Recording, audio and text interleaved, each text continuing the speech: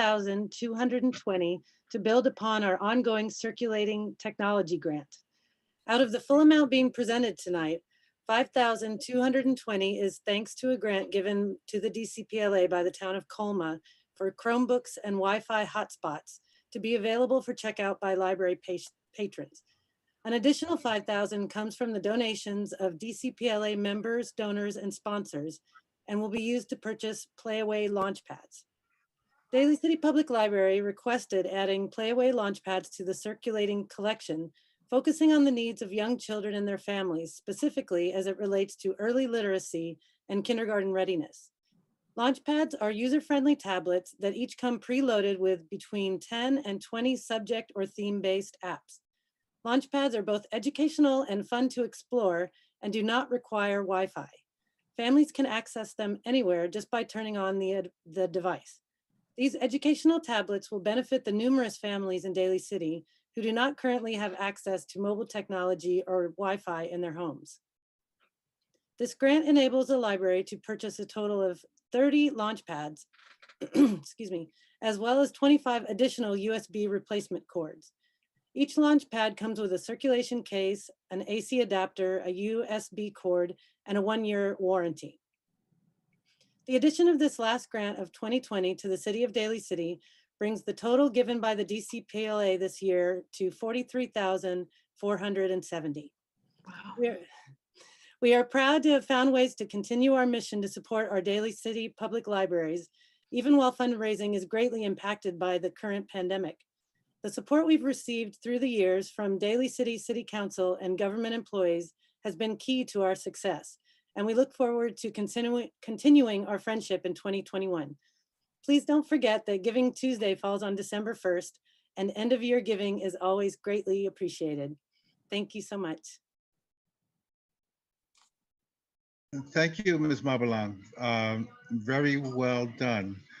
Before I make a comment, I'd like to open it up to my colleagues for any thoughts and comments. Mr. Mayor. Please, Councilmember DiGiovanni. Thank you. First of all, Victoria and DCPLA, that's amazing to think that during the COVID that people realize the importance of what is really needed in our community. You guys have really focused on the great digital divide and the access for the families that are in need. And for me, that tells you that you're in touch with the community. And I know you're connected on the ground and constantly trying to figure out what is best, how can you help the families, and whatever you guys decide. And this is just one step towards being able to make sure that all the children and all the families are connected and can access the earlier access means the better educational opportunities that they'll be giving once they hit our pre-K and our elementary schools and so forth. So thank you to Executive Director, President Rosie Tejada, which I hope she still is the president, and also to the board for all you do and continue to do, and for people not to forget about Giving Tuesday on December 1st, and remembering our community, because local giving really makes an impact, and people can know that the money goes directly where when you give that money to the DCPLA, they actually make it useful and integrated in our community. So thank you very much for your great presentation, and humbly thank you. Thank you, Mr. Mayor. Thank you, Council Member DiGiovanni. Are there any other comments? Mr. Mayor, I'd like to comment. Please, Dr. Rod. Thank you to DCPLA and Victoria. Just being an educator myself, and the importance of just providing that access is so crucial. So I just want to say thank you again, 100 times over the past many years. So thank you again. Thank you. Thank you, Dr. Rod. Anyone else? Yes, Mr. Mayor. Thank you. I just want to say thank you, Executive Director Victoria, and to all your colleagues once again for just being able to ensure that folks in our community have access to technology, and also just really keeping innovation going, even within, I know you do, try to put programming, but even around technology. So you are all continuously finding ways to support our young people, seniors in our community. And so very grateful. Thank you so much. Thanks. Thank you, Vice Mayor. Anyone else? Okay, I'll go. First of all, Ms. Babalang, thank you so much for your constant work and efforts and your thinking of Daly City. And that also goes for the rest of the staff on the board of DCPLA. I'd like to give a hearty thanks to our neighboring city, the town of Colma, for their participation in supporting the DCPLA. I'm unsure, and I think the town of Colma does not have a library. And my question would be, would they be able to partake of the library services offered by Daly City as well? Yes, absolutely. Many Colma residents use our library, which is a big part of the reason that they do donate towards us. Because you're right, they don't have their own library in Colma. So we serve Colma citizens as well as Daly City, Broadmoor, and you know, anyone can really get a library card. You don't have to be a resident of Daly City to get a Daly City library card. Excellent. Thank you so much. That's what I was hoping to hear. And that with the efforts of our library commissioners and the DCPLA, and again, as Councilmember Di Giovanni had mentioned, given this year of what we've been through thus far, this is definitely a welcome addition. And again, thank you all so much for everything that you continue to do, not only for Daly City, but for all our neighboring cities as well. It's very much appreciated. Thank you. Thank you so much. Okay, you're welcome. All right, and are there any other comments at this time? All right, thank you again, Ms. Victoria Mabalang, DCPLA, and we are now going to move ahead on the agenda for the next presentation, and I'll turn it over to our assistant to the city manager, Leilani Ramos, on the Clean project. Leilani, you have the floor. Welcome. Good evening. Mayor. Good evening, Mayor, Vice Mayor, and council members. In fall 2020, the city launched Clean Daily City, an initiative to address illegal dumping as a unified community and to build pride for the neighborhoods we live in. It is a citywide effort to call our community into action to work together to create a clean, livable environment and neighborhoods. Staff has prepared a brief video presentation to describe this effort.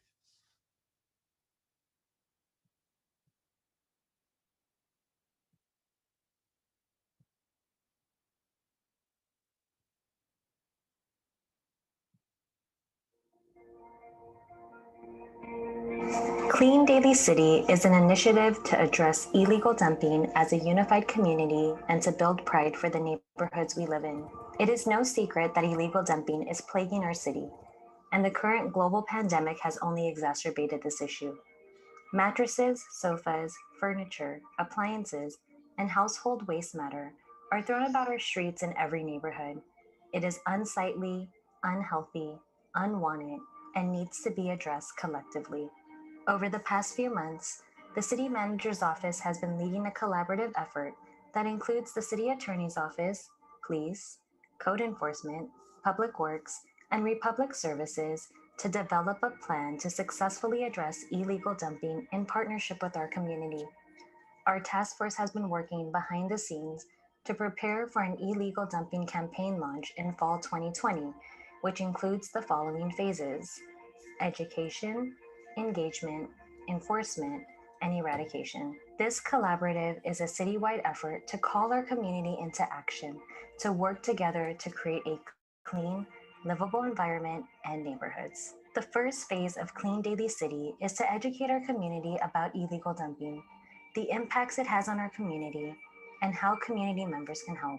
In an effort to create awareness, the city is informing, educating, and encouraging community members through a variety of outlets, including publishing newsletters, posting public service announcements, launching a dedicated webpage, www.dalycity.org/Clean Daly City, and highlighting available resources such as the direct number to the police department to report dumping in progress, 650-992-1225.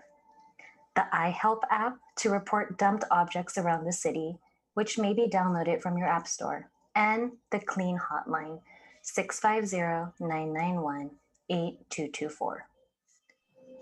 The city has also partnered with our waste hauler, Republic Services, to issue quarterly newsletters with illegal dumping content, offer resources for proper disposal like the semi-annual e-waste collection event and document shredding services, advertise the free annual on-call bulky goods collection program, and provide additional garbage pickup options.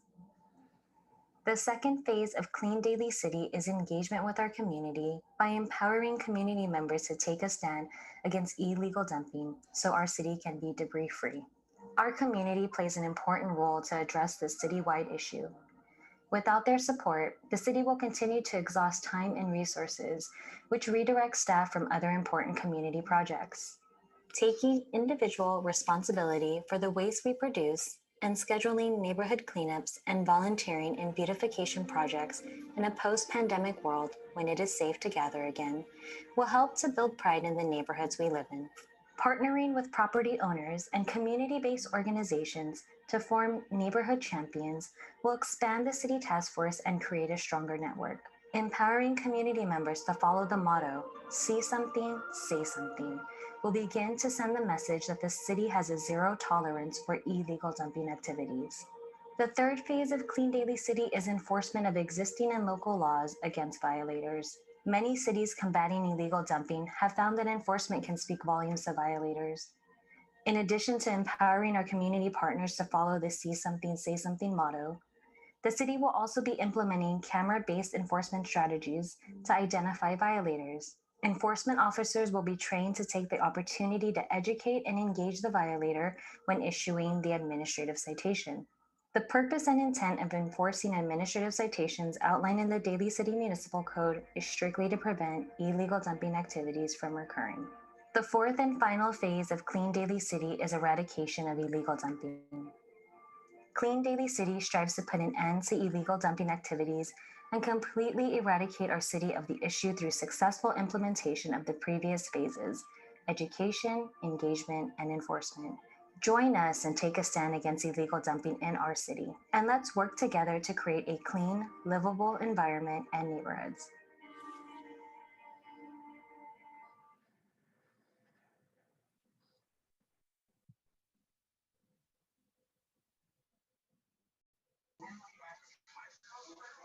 Okay. Leilani, any additional comments? No additional comments, Mayor.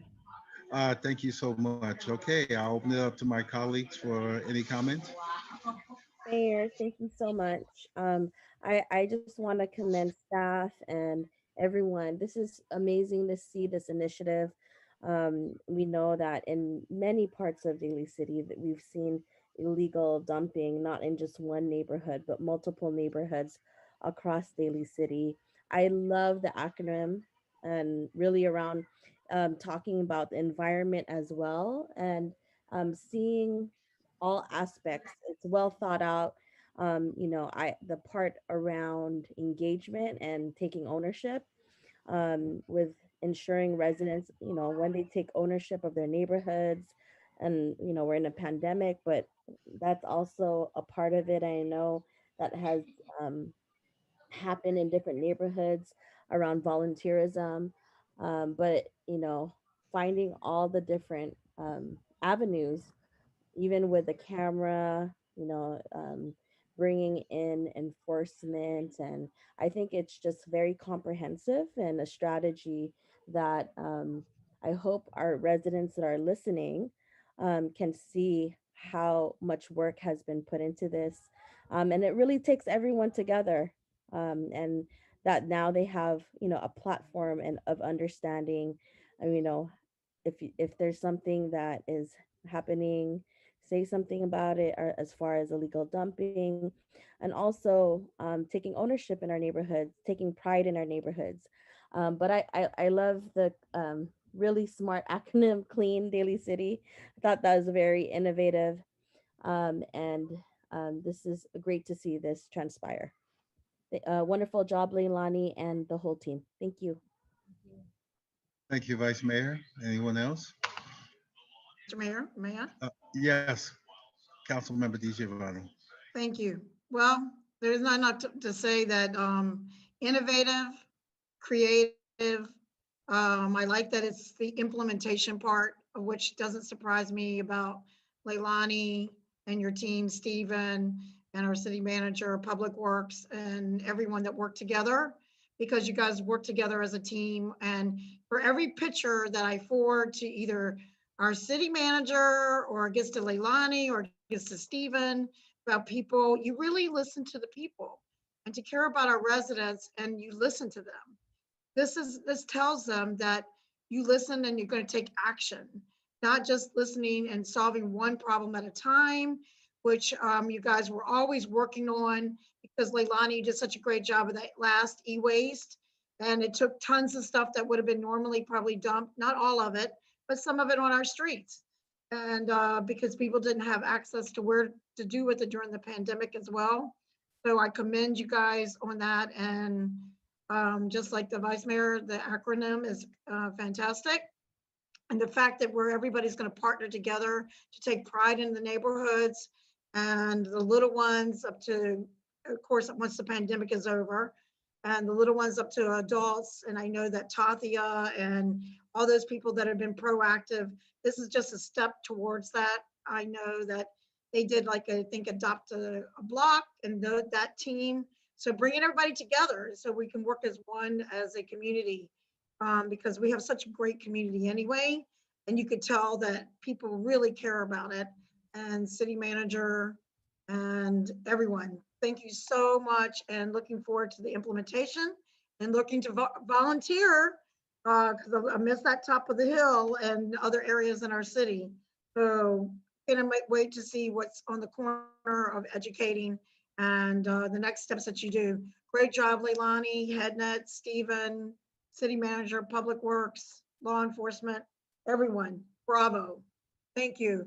Because we are one big community together. Thank you. Looking forward to it. Taking pride. Thank you, Councilmember DJ Vani. Is there any other comments? Dr. I'd like to Rod. comment, Mr. Mayor. Yes, Sure. thank you, Leilani, and the staff. Well done with the production. It almost kind of remind me of, like, if Daly City had to do a Marie Kondo cleanse. What gives you joy and what can we throw away? But I think it gives this whole notion of taking, like, pride in how pride in our city in terms of how it looks like, and then finding a method and approach to actually deal with this. Myself, living in Southern Hills, you see dumping happening very on a regular basis, and I'm always thinking in my head every time I see, like, dumping, it's like, what is one way to enforce this? What is one way to address this issue? And I think that looking through this presentation and with the acronym of CLEAN, I think it's straight to the point, and it has all the different elements and layers that discuss about community engagement, to partnership, to enforcement, to it has all the components and positions covered. So thank you to everyone that worked on this. Thank you, Dr. Rod. All right, any other comments? Councilmember Yeah. Buenaventura. Yes, thank you, Mr. Mayor. Yeah, maybe I'll throw all my comments all out there. So, because I have some questions, and maybe Leilani or someone can pick up on them. So first, yeah, that was a really good video, as always. Leilani, when you are involved in producing something, it always turns out really well done. So kudos to you and your team for putting that together. I had a couple of questions though, and maybe just some comments. I guess what I was wondering, I was really curious about, is the actual dumping.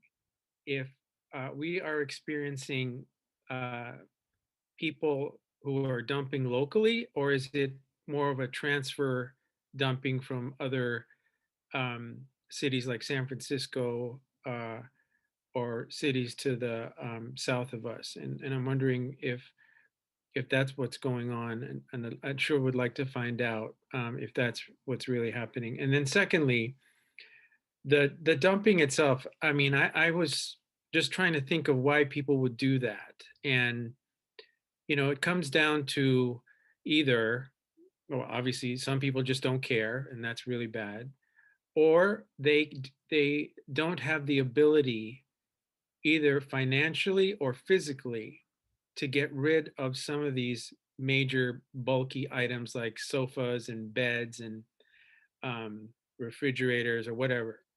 And I'm wondering if we can craft solutions when you are meeting with your team and you're collaborating to talk about things like, um, is there something that we can do perhaps to give them either like a pass to the dump station themselves so that they can take it over there, um, so that we're not so burdened with having to do that. But I think people in general are prideful of their living situation and their residence, and if you gave them maybe like a free pass or something to get rid of their stuff, maybe they would. um, and also, I think the problem is the physical delivery of the items, and some don't have the capability. Either they don't have the trucks, they don't have a large vehicle, and so some kind of assistance to help them um, in getting rid of this stuff physically when they otherwise wouldn't be able to do that. Um, I do really like the idea of the cleanup neighborhood type community um, getting together and doing something about that. Um, I will say, however, that the Daly Cities tried this several years ago when they had the clean community programs going on. And from my understanding, the reason it didn't work is because it really turned neighbors against neighbors. And I'm hoping that we can find a way where the reporting, even reporting has to be done, but it shouldn't be. I'd like to find a way to do it anonymously so that we don't put neighbors against neighbors and turn it into more of a um, antagonistic kind of situation that goes on in the neighborhood. But I do think you're on the right track when trying to put something together and getting the neighborhood community members to collaborate together. And the other thought I had is, we used to have, when I grew up, we used to have block parties where people would really celebrate within their neighborhood and try to get to know each other. And maybe that will spread the goodwill and the intensity of trying to beautify the city. Um, but I think, yeah, so those are my comments. I think it's a really good program. It's time that we had something now, but I sure would like to find a way to try to help people and identify what the real problem is, why they're doing this, and make it easier for them to comply and not violate the law. Thank you. Thank you, Councilmember Buenaventura. Okay, I'll make a comment. Again, I echo the sentiments of the rest of my colleagues in congratulating staff and putting together this program. Uh, we knew it was inevitable, but having the various departments and folks come together to validate the 4 E's.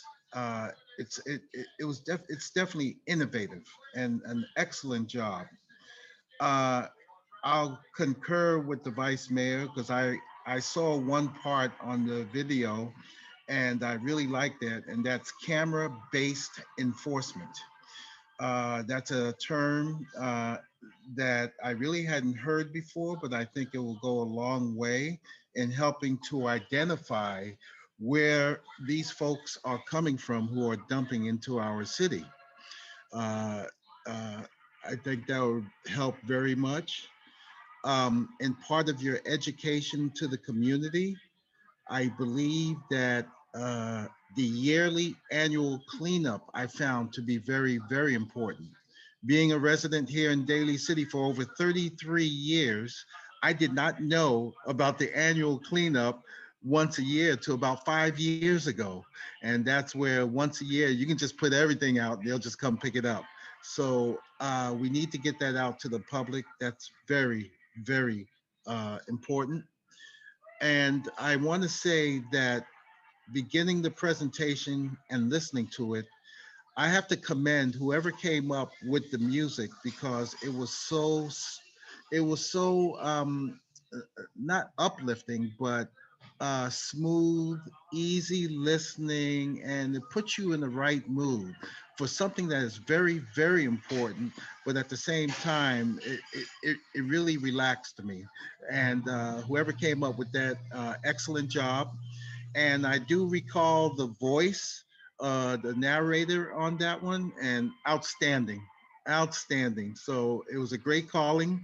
I'm looking forward to any sort of support that we can do as a council and as a city. But again, kudos for the job. Well done. Thank you so much, Leilani. Thank you. Okay. Are there any other comments before we move on? Yes, Mr. Mayor. I do have a comment. I actually was reached out by a community member today that wants to work with the city. Their organization wants to donate dumpsters and see how that can be done in areas in which there are high dumping. And so I think this is maybe a possibility to work with the committee. They want to just contribute and give back to the communities that they reside in. And so I think I told them that it's important to speak with the Republic and the now this initiative around ways appropriate, right? Where are the areas that are highly there's high dumping and they're willing to pay the cost of it, and so it would be a community kind of effort in collaboration with the city and Republic, and they are willing to fund the cost. So I thought it was appropriate to share that with all of you, that there's folks willing to give back in that way. So um, thank you, Mayor.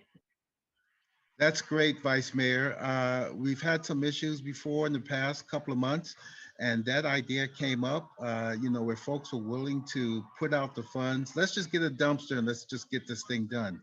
That is excellent. That's good to know, and I'm sure Leilani will and staff will take all this information and know that we have an additional resource. That is outstanding. I also want to make mention that this comes in time because if I'm not mistaken, our new Daly City website will be launched pretty soon.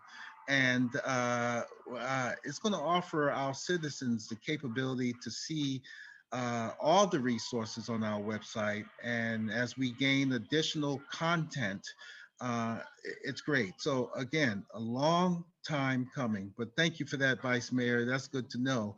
Maybe I can talk to a few folks and say, hey, would you be willing to pay for a dumpster to help us out?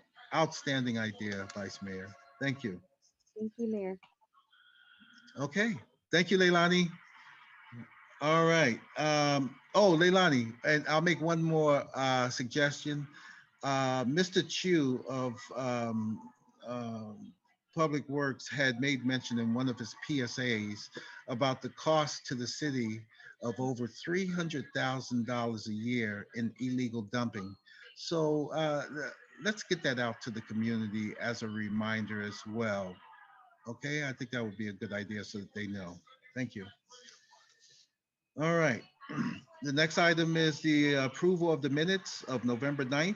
May I have a motion from anyone, please? Motion to approve the minutes. First, there's second. Second. Okay, second by Dr. Rod. Any further discussion? All those in favor say aye. Aye. Aye. Any opposed? Any abstentions?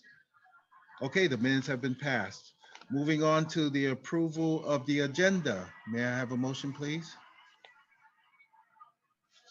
Motion to approve the agenda. We have a first. Is there a second?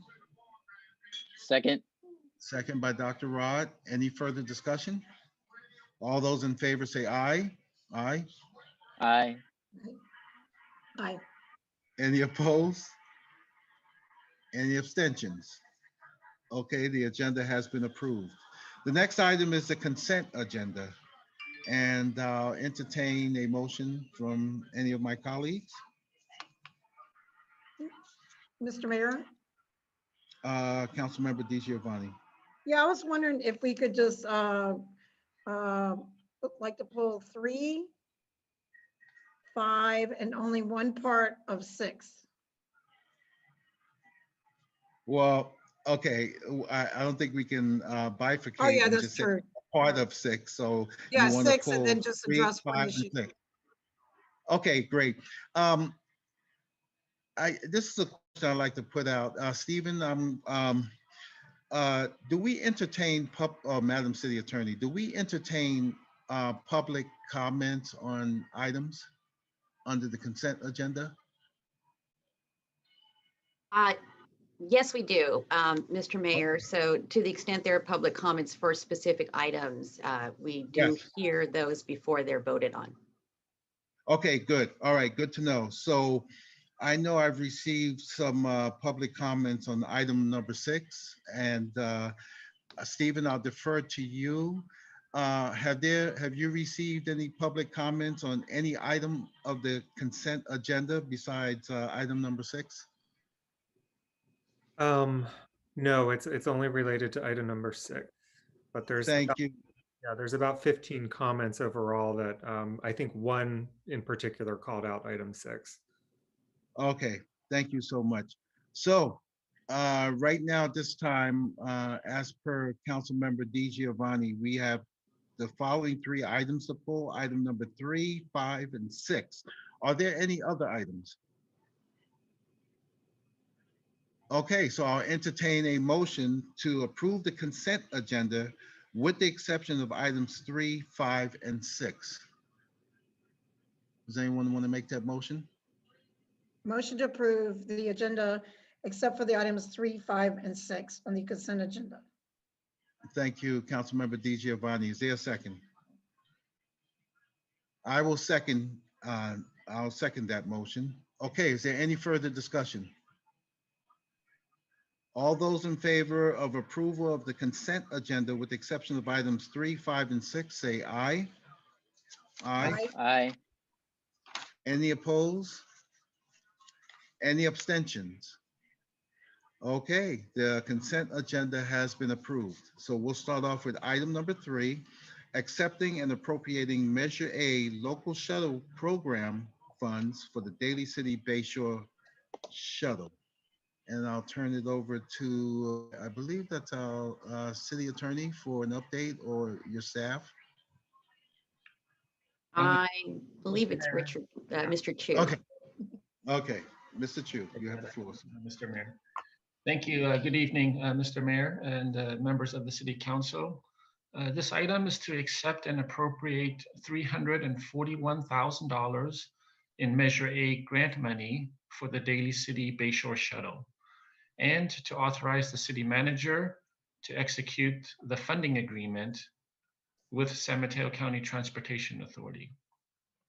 The Bayshore Shuttle started in 2014.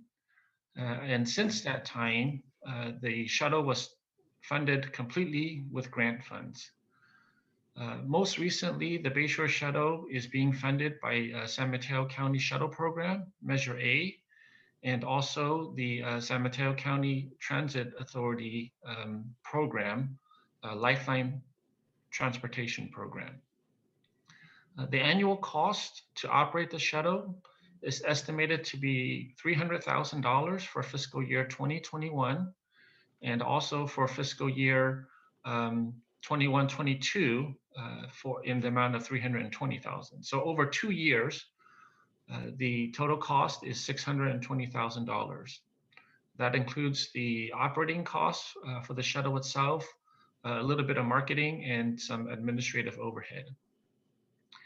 In July of 2018, Daly City received $300,000 in Lifeline Transportation Program grant money. And then in February of 2020, the City Council authorized staff to submit an application for the Measure A grant funds. In May of this year, Daly City was selected to receive $341,000 in Measure A grant funds. There's no fiscal impact to operating the shuttle. It's completely funded with both of these grant programs. The matching fund for the Measure A is met by using the LTP grant money, and also the LTP matching fund is met by using the Measure A funds. So as a result, no city funds is needed to operate the Bayshore Shuttle for the next 2 fiscal years. This action will appropriate $341,000 of Measure A grant funds to the CIP account for Bayshore Shuttle to fund the Bayshore Shuttle operations program. And in summary, staff is recommending that council accept and appropriate $341,000 of Measure A local shuttle program funds for the Daly City Bayshore Shuttle, and then also authorize the city manager or her designee to execute the funding agreement with the San Mateo County Transportation Authority. So with that, I'll be happy to answer any questions. Thank you, Mr. Chu. Okay, do we have any questions from council? Mr. Mayor, may I? Yes, please. First of all, Mr. Chu, well, actually, this is a lot of questions people wanted to know that even lived in the Bayshore, how this is funded, so that people realize that these regional boards that some of us sit on, and I'm on the CCAG as well, that they actually look, and then our city has been getting a lot of grants, and they're proactive in the grants, and that to think that we have transportation in an area that didn't have access, and that it doesn't have any fiscal impact. So no funds are taken out of our city. So I think that that's important for people to highlight, and that the routes are usually reviewed every so often to see what the need is, so that our city keeps up on all that and what the needs are. And I'm very proud that CCAG and our Transportation Authority and these regional boards that some of us sit on, that there is a lot of collaboration going on, and that it does work, and the funds, the grants, everything, it works together, and we benefit from Daly City. I'm very proud, and thank you, Mr. Chu, and your staff for being so proactive, because when I'm on the CCAG and hear that we got another grant, I try not to, but be elated. But they're very supportive of our Daly City, and I appreciate all the regional boards and everyone that sits on it, and all the hard work it does in getting a grant.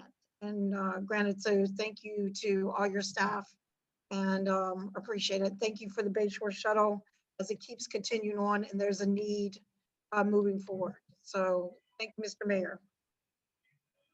Thank you, Councilmember DiGiovanni. Are there any other comments? All right, Councilmember DiGiovanni, thank you for your work on this as well, and for representing. I believe you're also, again, on commute.org, and they look at these shuttles. They look at the verification if folks are using these shuttles, and that is how we're able to maintain them. I know we have a problem with east-west access in our city. And I believe Mr. Salty put something up today regarding a new studies that's going to be conducted when we need folks to get involved and fill out the survey, because the potential transit route will be from the Bay Shore going westerly to as far as Westlake. So I encourage everyone to get involved and fill out that survey. And thank you, Councilmember DiGiovanni, for remaining as an advocate, especially in the area of transportation. Thank you so much. Thank you, Mr. Mayor, and thank you for your prior work on commute.org as well. Appreciate it. Okay, so Are there any other comments on item number 3 at this time? All right, hearing none, I'll entertain a motion to accept item number 3. Motion to accept item number 3. And I'll second. Any further discussion? Dr. Rod? No, I don't have. I was Okay. waiting to vote. All right, great. Okay, not hearing any further discussion. All those in favor say aye. Aye. Aye. Any opposed? Any abstentions? Okay, item number 3 is passed. Moving on to item number 5, which is accepting and appropriating a $5,000 crisis collections grant from the California State Library. So I'll ask the question. I see Pam, you're smiling there. I guess this is different than DCPLA. Okay, this is more money. All right, who's going to provide us a report on that? Sheila. Oh, Chella. Okay, hi, Chella. Hi, good evening, Mayor, members of the City Council. The library is very pleased to report that we have received a grant from the California State Library to help us continue to build our collection of ebooks, which are especially important while we have limited access to our physical collections during the pandemic. If this is a little bit familiar, it's because this is the second round of funding, and we received funding the first time around way back at the beginning of all this, and we're receiving funds a second time. We will be using the funds to purchase both materials for adults and for youth, and we're very grateful to the State Library for making these funds available so that we can make things absolutely touch-free for people to access books, audiobooks, and things like that through our online resources.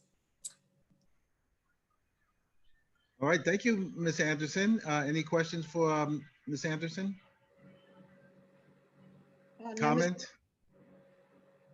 Go ahead, Pam. Mr. Mayor, no, I just wanted to highlight this item because Ms. Anderson really was proactive before, and she's proactive again. And the library is something that everybody is so focused on, especially during the pandemic. They've done such a great job. And ebooks really is a big help for many people. And those that have challenges, even in disabilities or challenges. And now it's become a real resource because of the COVID for the touchless, for the drop-off books, but yet they have another venue. So people are concerned during COVID. They have another way to access, and I don't know if people realize that ebooks has been a very hot item for us. And Ms. Anderson, I really appreciate the proactiveness of all of you at our library. It's been a great transition, and to go after monies that that we really haven't had, but you always highlight our libraries tonight. Really appreciate it. And the big need and how much the community appreciates it. Thank you. Thank you, Councilmember DiGiovanni. Are there any other comments or questions for Ms. Anderson? Okay, great job. I'll entertain the motion to accept item number 5 on the consent agenda. Motion to approve. Okay, may I have a second? Second. Second by Dr. Rod. Any further discussion? Okay, all those in favor of item number 5 on the agenda, on the consent calendar for approval, say aye. Aye. Aye. Any opposition? Any abstentions? Okay, that matter has passed. Okay, moving to item number 6, adoption resolution for salary and benefits for specific executive management classifications. And I'll turn that over to Natalie here.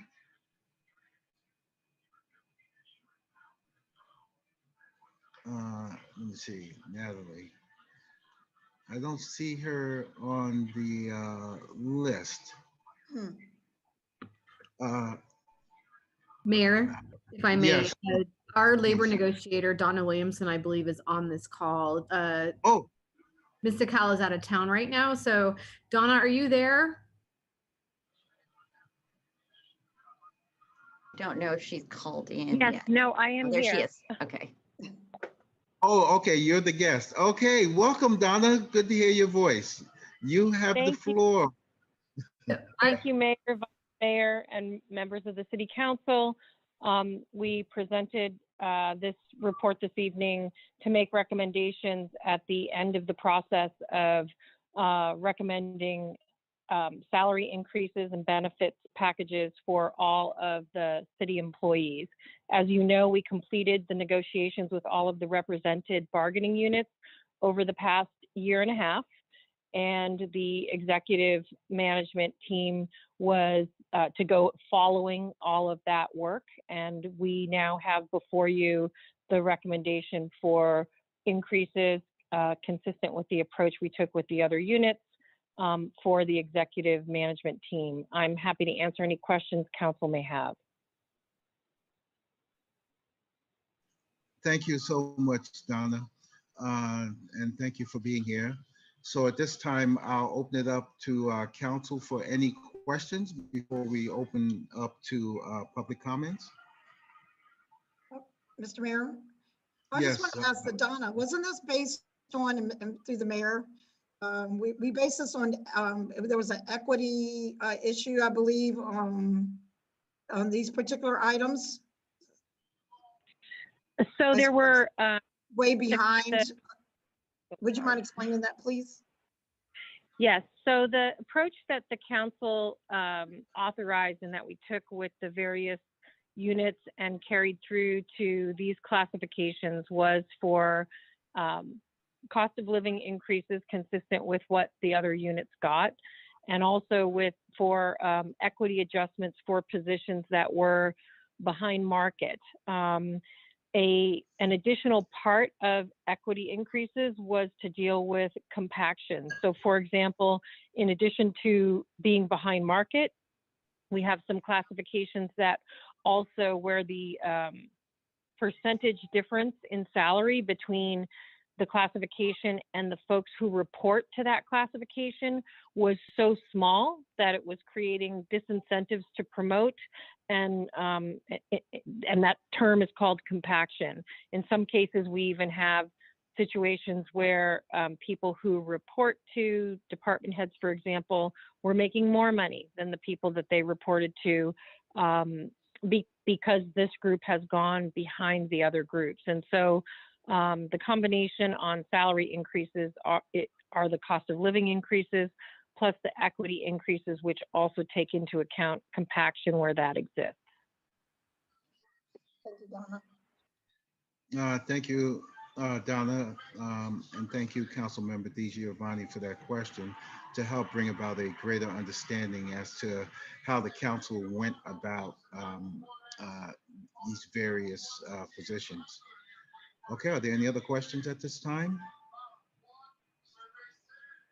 Okay, hearing none, what I like to do now is open it up to public comments, and I believe we have a few. Now we'll turn it over to Mr. Stolte, our Assistant City Manager. Stephen, you have the floor. Hey, thank you, Mayor. So we have a lot of comments tonight, and many of them are focused on how Measure Q money will be spent in the future. But two comments, I've gone through them all just right now in the last few minutes. There are two that are, I think, more appropriate to read now for this agenda item. Otherwise, I could read them all right now. But I'll start with these two. How about that? That specifically kind of talk to this agenda item. Stephen, yeah, thank you for that. Looks like Measure Q is not a part of number 6, so we can save that later for open public comments. Okay. Okay. Okay, so the first comment that pertains to this agenda item is from Nick Ochipinti, and it says, as we continue to navigate the pandemic and see coronavirus cases surge nationally, statewide, and here in San Mateo County, particularly in the Daly City area, it is highly questionable to see the city asking to approve of raises of many of its highest paid administration.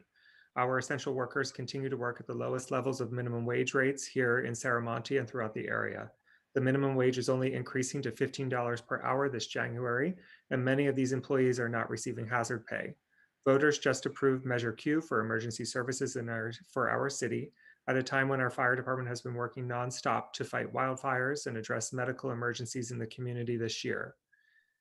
And it's a little bit about Measure Q too. Measure Q funding is projected to fill budget gaps that include expanding social services, library and recreation, and finally addressing homelessness. Before that funding has ever been allocated, the city is now getting ready to approve unnecessary and untimely raises for many of its top paid administrators. Not only is this not an act of good faith on fiscal responsibility, it is completely irresponsible when city resources should be expanded in support of our community and local businesses struggling to make ends meet and recover from this pandemic. I strongly encourage the city council to rethink these exorbitant raises, freeze any current projections on salary raises for city administration, and prioritize the needs of our city first. Thank you. And the one other comment that touches on this agenda item is from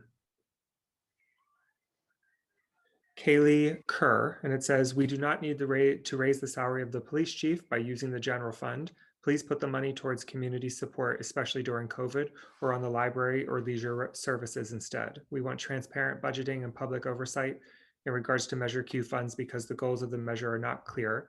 We would like to host a public stakeholders forum to discuss how the funds from the measure will actually be used. And that's all that kind of touch upon this agenda item. Okay, thank you, Stephen. I'll entertain a motion to close the public hearing at this time. So moved. Motion to close. Is there a second? Second. I will second. Thank you, Dr. Rod. So public hearing's now been closed. Okay, are there any other comments at this time for Ms. Donna before we move on for the vote? Mr. Mayor, may I just wanted clarification for the public? And Ms. Donna, are you still there? I am here. Thank you very much. First of all, thank you for being on the meeting. Like, if an example, like you were saying that certain people were even had higher than the people that they work for and things of that nature. Even in some instances, somebody hadn't had a raise in 2000, I guess not a raise, but since 2008. But in particular is, I think was the focus to be transparent with our public and our community as the disparity within we're not just going around and giving raises.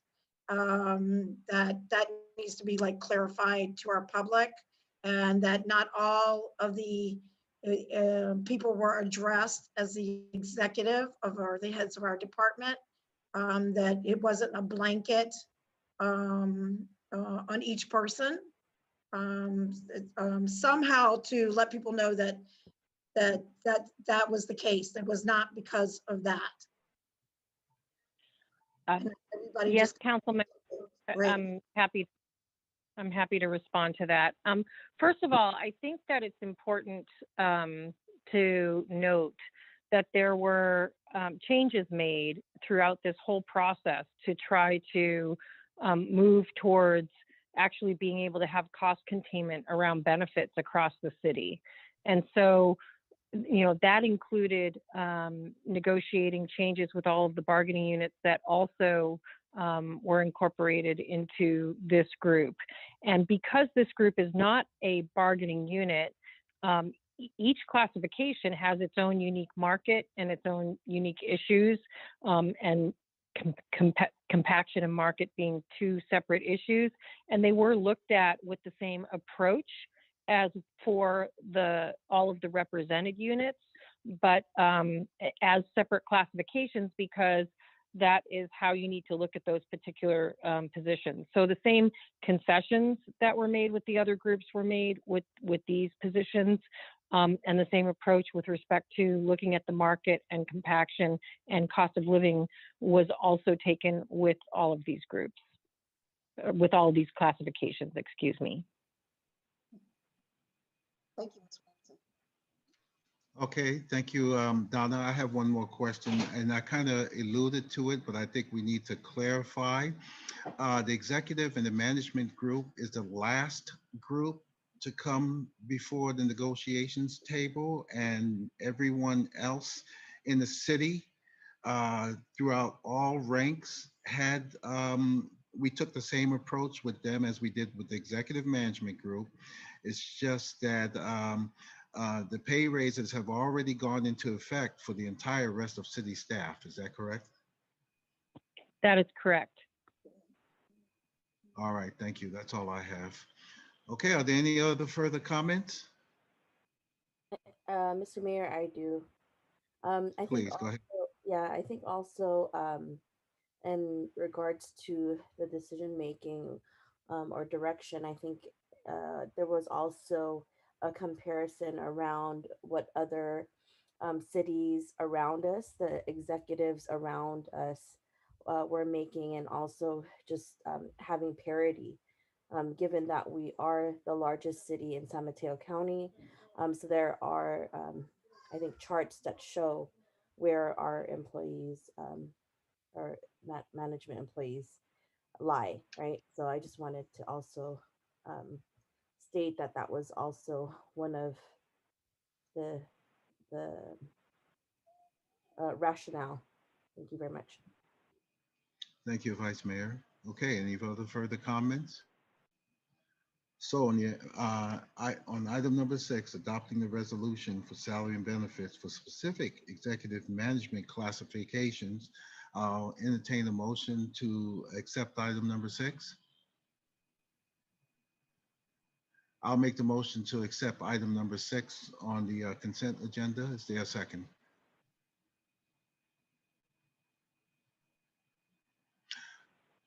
Okay. I'll second. I'll No- second. Councilmember Buenaventura, thank you so much. So there's been a first and a second on item number 6. Do we have any further comments or discussion on this item? Okay, all those in favor of approving item number 6 on the consent agenda, say aye.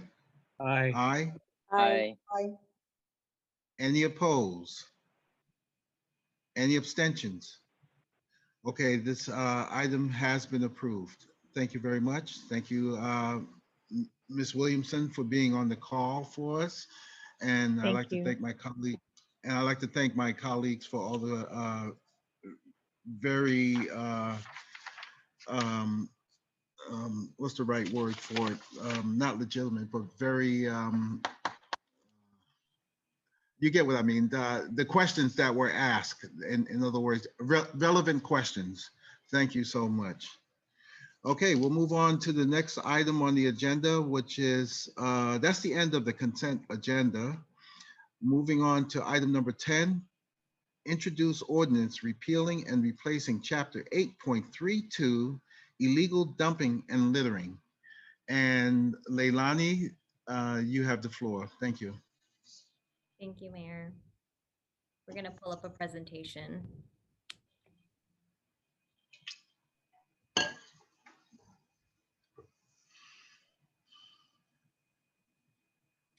Good evening, Mayor, Vice Mayor, and council members. Given the tremendous uptick of illegal dumping in our city, staff is recommending the City Council repeal and replace Chapter 8.32 of the Daly City Municipal Code. When the chapter was enacted in 1978, illegal dumping was not an issue. The original intent of the chapter was to address litter. Currently, any person who violates any of the provisions of the chapter will be guilty of an infraction and/or misdemeanor. Violators are subject to the following fines and penalties.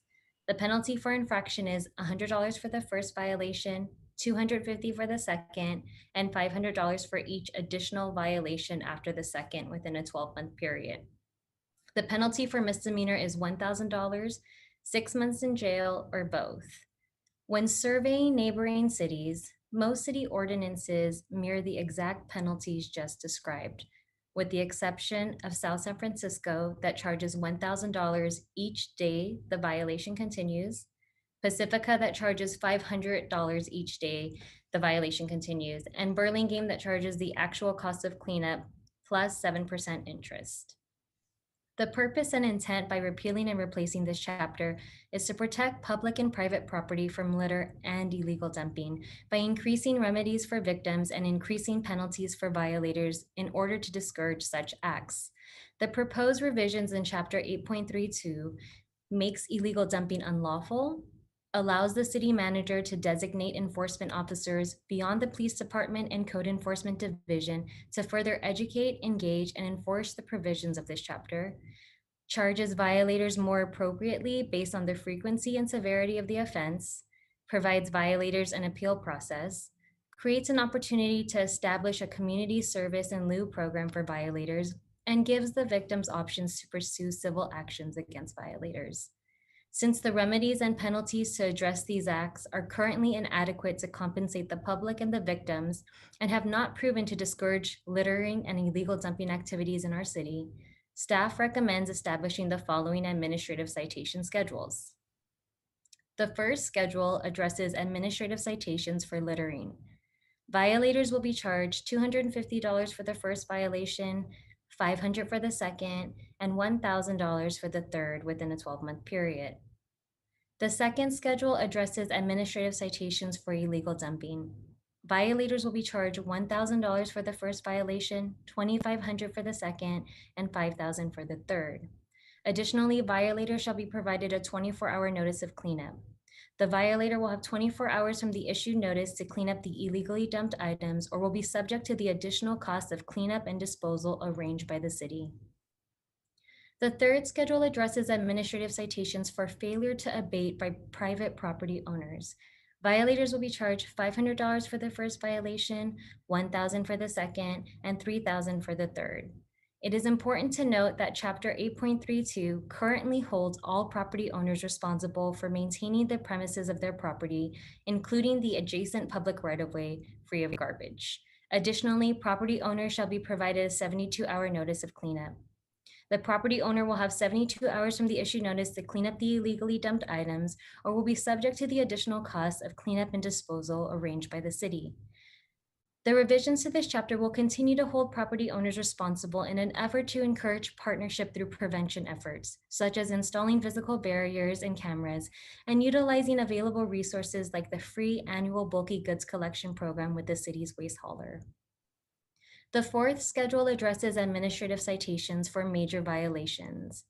Major violations are intended to capture gross violations of illegal dumping in terms of severity and frequency. A commercial quantity, which is estimated to be 1 truckload, and fourth violations for littering, illegal dumping, and failure to abate constitute major violations. For these gross violations, violators will be charged $5,000 for the first major violation, $7,500 for the second major violation, and $10,000 for the third major violation. Additionally, violators shall be provided a 24-hour notice of cleanup. The violator will have 24 hours from the issued notice to clean up the illegally dumped items or will be subject to the additional costs of cleanup and disposal arranged by the city. Any person receiving an administrative citation may request an appeal hearing with a hearing officer designated by the city manager. The hearing officer, after considering all of the testimony and evidence submitted at the hearing, shall either confirm the violation and uphold the administrative citation or find that no violation has occurred and refund any deposit paid to the city. The hearing officer has discretion to reduce the administrative fines amount and permit the violator to perform community service in lieu of monetary or criminal penalties when appropriate. The revisions to this chapter further provide remedies to victims of illegal dumping by allowing any person or entity, public or private, to bring civil action against a violator to recover costs of removal, damages, and fees. As shared earlier this evening, the city recently launched Clean Daly City in an effort to address this citywide issue. The goal of Clean Daly City is not to impose administrative citations, but rather to successfully educate and engage all members of our community to build pride within our neighborhoods and to prevent further littering and illegal dumping activities from occurring.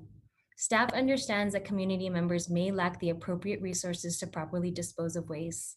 As part of our education and engagement efforts, staff is working with Republic Services to develop programs that will help low-income households access these services. Enforcement, including camera-based enforcement strategies, is intended to be a tool when education and engagement prove unsuccessful with repeat violators. Camera-based enforcement options will also help the city to analyze who is dumping and where the dumping is originating. The city wants to work in partnership with our community to eradicate litter and illegal dumping and not have to penalize them. The city also wants to hold non-community members accountable if and when they illegally dump in our city. While fines are steep as the frequency and severity increases based on the number of offenses, staff intends to never have to issue these administrative citations as a result of successful education and engagement. Staff recommends that the City Council repeal and replace Chapter 8.32 of the Daly City Municipal Code regarding illegal dumping and littering, and we are available to provide any additional information desired by the City Council. Thank you, Leilani, and we'll open it up now for any questions and comments. Mr. Mayor, I have a couple. Please, please. First, thank you, Leilani. Great. And thank you, City Attorney, and whomever worked on this. My question is, you said that we're going to educate and we're going to provide for the low income, which is great. Like we're going to give them a way to contact or who to contact in case they want to eradicate, Ms. Ramos? Is that, so they'll have a way to, like you said, you're not out like just penalizing people, but you want to give them a place that they can call, who they can call in case they want to prevent them from dumping? Yes, the purpose of education is really to provide all the resources available to the community. So for instance, Republic Services offers an annual free bulky item collection. A lot of residents don't realize that this is a resource available to them. So through extensive education efforts, we want to continue to let the public know that you have these options. And if you've, let's say, exhausted your annual pickup, having a resource list for them. Republic Services will do additional garbage pickups, and there's different costs associated with that. So really working with the community for them to have that information so that they can utilize it. Excellent. And then you said there's going to be a hearing officer.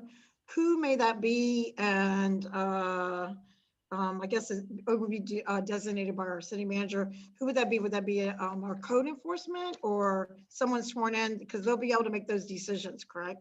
So that could be any member, any employee in any department, and it can be designated by the city manager. So it doesn't even just need to be one, it can be multiple. It can include our enforcement officer, our code enforcement officer. It could also include members of our public works department as well. We have a lot of our streets employees that are out there that actually witness illegal dumping happening in progress. And so giving them that authority to cite those individuals, to engage with them and educate them on the resources that they have to properly dispose of items. Excellent. So that'll be at our city manager's discretion, which I trust. So thank you very much. Thank you, Ms. Ramos. Excellent job. Thank you. Thank you, Rose Zimmerman and the city manager and Stephen. Thank you. Thank you, Council Member DiGiovanni. Any other comments? I have a question, Mayor. I think Leilani, if you can help shed some light. We talked about camera-based enforcement strategies. Can you tell me more about that? Like what's the approach? What's the process of determining the locations? How does that supposed to work? Like I just wanted to shed some light on the approaches towards that method. Definitely. So we do have what are termed hotspots in the city. For instance, Callan, right by the cemetery, is a hotspot where every day you can turn around. Our public works staff and even Republic Services can clean up, and less than 24 hours you see additional items being dumped. So we would be working with our staff that is aware of those hotspots, investing in cameras to place them, in public locations to see if we're able to catch violators, and from there we're able to engage with them, educate them, hold them accountable for dumping in our city. And I guess a follow-up question would be these like camera-based enforcement strategies? Is it strictly just for dumping? But what if there was some other violations that were happening? Does a net, is the net of criminality, is it just relegated just to dumping, or is it a larger net? So ours would be specific to illegal dumping when we're placing them in hotspots. However, it's my understanding that the police department, if there is any criminal activity and there is a camera on private property or public property, they would be able to access that information in order to investigate that crime. So if that's something that we needed to work with our police department, of course, we would work with our city manager and ensure that all processes are being done correctly if we are going to utilize that. That's it. Thank you. Thank you. Thank you, Dr. Rod. Any other comments? Yes, Mr. Mayor. Yes, Councilmember Buenaventura. Yeah, so I had a few questions, and let me just throw them out there. So can you tell me what is the triggering point to make it either an infraction or a misdemeanor? Because I saw that infractions range from the several fines, but then all of a sudden it could be a misdemeanor. So I'm wanting to know what's the difference between one act that constitutes an infraction versus one act that will be prosecuted as a misdemeanor.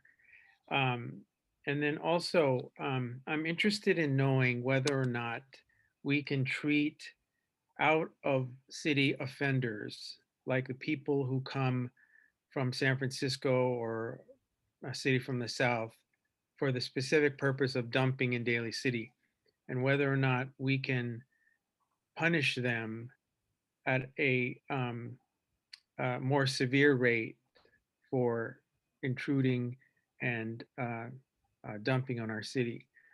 And then I'm also interested in, I read the report and it said any person, and I'm wondering if we are able to in enforcement to capture corporations or companies that are offenders of this law that we have.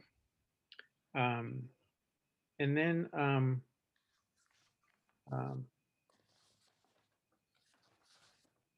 wondering this. I know that we have this free 1-year allowance of we can the people can get rid of stuff, and I'm actually curious about what covers that. Do mattresses count? Couches, refrigerators, recliners, big ticket sort of items. All right, so those are my questions. Thank you. Okay, I'll go by them one by one. So in terms of the infraction and misdemeanor, our current chapter kind of differentiates between the two. What staff is proposing is really just an administrative citation process. And so not going down the route of charging for the misdemeanor, but really just imposing these penalties based upon whether they're littering, illegally dumping, not abating as a private property owner, or if there's a major violation. So we wouldn't be going down that legal route for the infraction versus misdemeanor. In terms of treating offenders that are not in our city, I would defer to our city attorney, as I'm not sure that's more of a legal question. But I'll continue to answer your questions and I'll circle back to roads. In terms of any person, so under the definitions of the proposed ordinance, a person does include corporation and businesses. It's not just an individual person, so it could include them as well. And the last question about what does our annual pickup include? So that does include mattresses and couches, big ticket items. We do have information on our website that shows exactly what can be included. And if they don't have a bulky item, they could also do like an additional 12 bags of garbage if they're doing a cleanup. And they can work with Republic because Republic also has information, which we will also be sending to residents so that they're aware. Okay, so just to be clear on the infraction or the misdemeanor, so we're still going to have that as a statute, as an ordinance. We're just seeking to enforce it administratively rather than go that route. In other words, those ordinance aren't coming off. We're not removing them entirely, or are we? I don't believe so. And Rose, if you can just maybe help to clarify. And a misdemeanor also would have to be something that is caught in progress or investigated by our police department as well to charge. So my understanding is the ordinance is repealing and replacing chapter 8.23. The current chapter does allow for it to be charged as a misdemeanor or an infraction. So we are taking out the provisions to make it purely administrative citations. And I think the thought process there is that I think that the administrative citations are far more steeper than an infraction or a misdemeanor, which we are limited by state law in which a municipality can charge for infractions versus a misdemeanor. And so you know, there is also state law, which is the Penal Code 3.73.2, which does allow for this to be charged as a misdemeanor as well as a felony. But we thought that this ordinance, particular ordinance, repealed it in a sense to give the administrative power a lot more teeth in getting fines as opposed to criminal activity. But that is not to say, council member, that to the extent that this serves as evidence to proceed for a criminal action, you can certainly proceed with the criminal action as well, which would not include an infraction. It would include a misdemeanor and above for a criminal action under the penal code. Okay, so my understanding then is we are removing the ordinances, the Daly City ordinances of an infraction and a misdemeanor when it comes to this violation. But even though we are doing that, there are state penal codes that cover these kind of offenders, ranging from misdemeanor to a felony. That's correct. Yeah, and the felony could rise all the way up to imprisonment, and also an administrative fee. Well, not administrative fee; it would actually be a criminal fine of up to $10,000. What is interesting, you know, I know that in the past we have had them as infractions and as misdemeanors. So you know, like a misdemeanor, you know, it's like a willful act that is committed in the presence of a police officer. What's nice about having it in this sense, where you have an administrative function, is this can serve as evidence for a district attorney to have a stronger case in the event that this is one of those most egregious type of illegal dumping. So it can serve for that purpose, which, you know, given the amount of evidence you would need to have an administrative penalty, you can certainly use that for the district attorney as an investigation as well. Got it. And so what about the question of, is there an equal protection problem if we charge or if we treat out of count or out of city offenders differently by punishing them even more Yeah. harsh? Yes, you did. You nailed it when you said the equal protection clause. There isn't. It's difficult to differentiate how you can have a constitutional basis to have an out of state for penalties as opposed to somebody that's in state. You wouldn't have an ordinance that can, I think, pass constitutional muster, if that's a better way of saying it. I mean, these are pretty steep fines when you have somebody that's pretty egregious. So I think it would be difficult and subject to challenge if we were to differentiate out of towners versus a local offender. And in the way this is met, an offender is an offender if you are charged or caught with illegal dumping in the city. Okay. Regardless of where they're from. Okay. Sure. Okay. Thank you, Councilmember Buenaventura. Are there any other questions? I do have a question, and I don't know if it's in with the ordinance per se, but I know we're talking about ways in which we can ensure that there's less illegal dumping. And the question I have is in regards to apartment complexes, units that are 6-unit or 4 units to 12 units. I know that as a resident in like single households, you're able to have a 1-day pickup. how does that work with multiple units in apartment complexes? Do each unit get um, 1 day pickup, or I think that's probably just a question in my mind around um, accessibility to these units, and it's just understanding, does each unit have a 1 day pickup, or is it just one in general? Because maybe around that we could find ways to support community members that might not know about it. I think the first question is, how does it work for apartment complexes?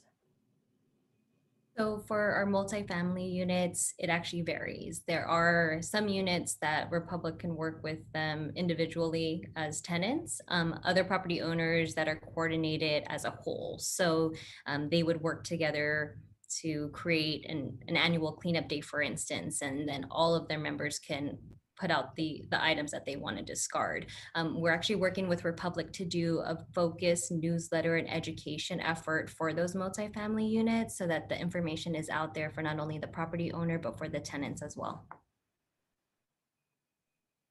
Okay, thank you. So it's really dependent on the type of apartment complex. And Yeah. it's okay. So so some complexes just have 1 day for the whole property? Yes, that it's scheduled just 1 day, and mainly it has to do with like clearance of where they can put the items. So we're public saying for some units, there's not a lot of area and space where they can put it out. So that's why it's better when they do it as a whole unit, because they can bring the additional bins, have it placed within the property site, and then the cleanup is there, and it's not just out, in the right of way, blocking areas for pedestrians and for traffic. Okay, and so the other question I have is, as a resident, I know that you get up to 12 bags. So for apartment complexes, is it multiplied by each unit? Like, for instance, each unit gets the opportunity to provide 12 bags of excess, you know what I'm saying, of what they need to discard. I think I just want clarification on that. It's my understanding that it would be the equivalent times the number of units. Okay. Yeah, I think that's very helpful. I think that's wonderful that you are all trying to do more on a education piece of it, and working also with our small business owners that have these these units they rent out, the multi um, apartments, because if there is a disconnect around what is offered to tenants or other residents or whatnot, I think that that would be also helpful for them to know, right? I don't know. I mean, I feel like maybe or when does it happen? When does the discarding happen? So when people leave, so when they do leave a unit, how I think the education part of it, with the owners letting their tenants know there's actually this 1 day pickup. I don't know, but just trying to look at ways to um, solve for that. But this is very helpful to know, and I'm glad that there's a coordinated effort. Thank you. Definitely. And thank you, Vice Mayor. And just to add to that, we are also working with Republic Services to how to better coordinate with our property owners so that they can make sure that their tenants that are vacating know. So that instead of them just pushing the discarded items in the street, that we actually can coordinate an effort, whether it's at the end of the month or whatever the schedule is. Of course, the property owners are going to know when their tenants are vacating. Great. Thank you. You're welcome. Okay, thank you, Vice Mayor. Are there any other comments or questions? Okay, I have a few for Leilani, and I really don't need an answer, but something to consider. And I guess this would apply to our city manager as well. Approving this ordinance is going to take a different way of doing things, to include maybe hiring staff. And I'm concerned about the cost recovery aspects of it. So I'm sure that that was taken into effect. Along to the city attorney's side, um, I believe in homeowner rights, and we had an issue in Daly City regarding garbage. And I'm thinking when it gets to the point where it obstructs the right of way, then we definitely have a problem and we need to do something. However, in most cases, the community may not be happy because if somebody decides to store goods on their front lawn, just as long as not it's obstructing the right of way, that's something we need to think of it. As they say, one person's garbage could be another person's treasure. And I'm sure we have to be aware of that. Camera-based enforcement, I also wanted to bring up, and I think Dr. Rod alluded to it. I think the primary importance for camera-based enforcement is to catch the violators. However, it does not preclude the fact that if a crime occurs, such as a kidnapping or a shooting, that we should not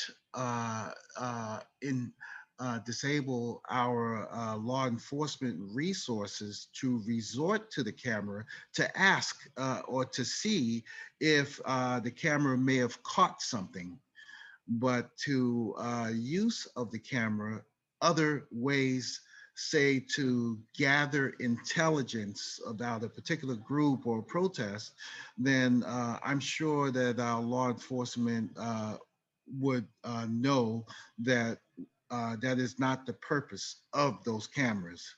But basically, we're trying to catch violators as it pertains to garbage dumping.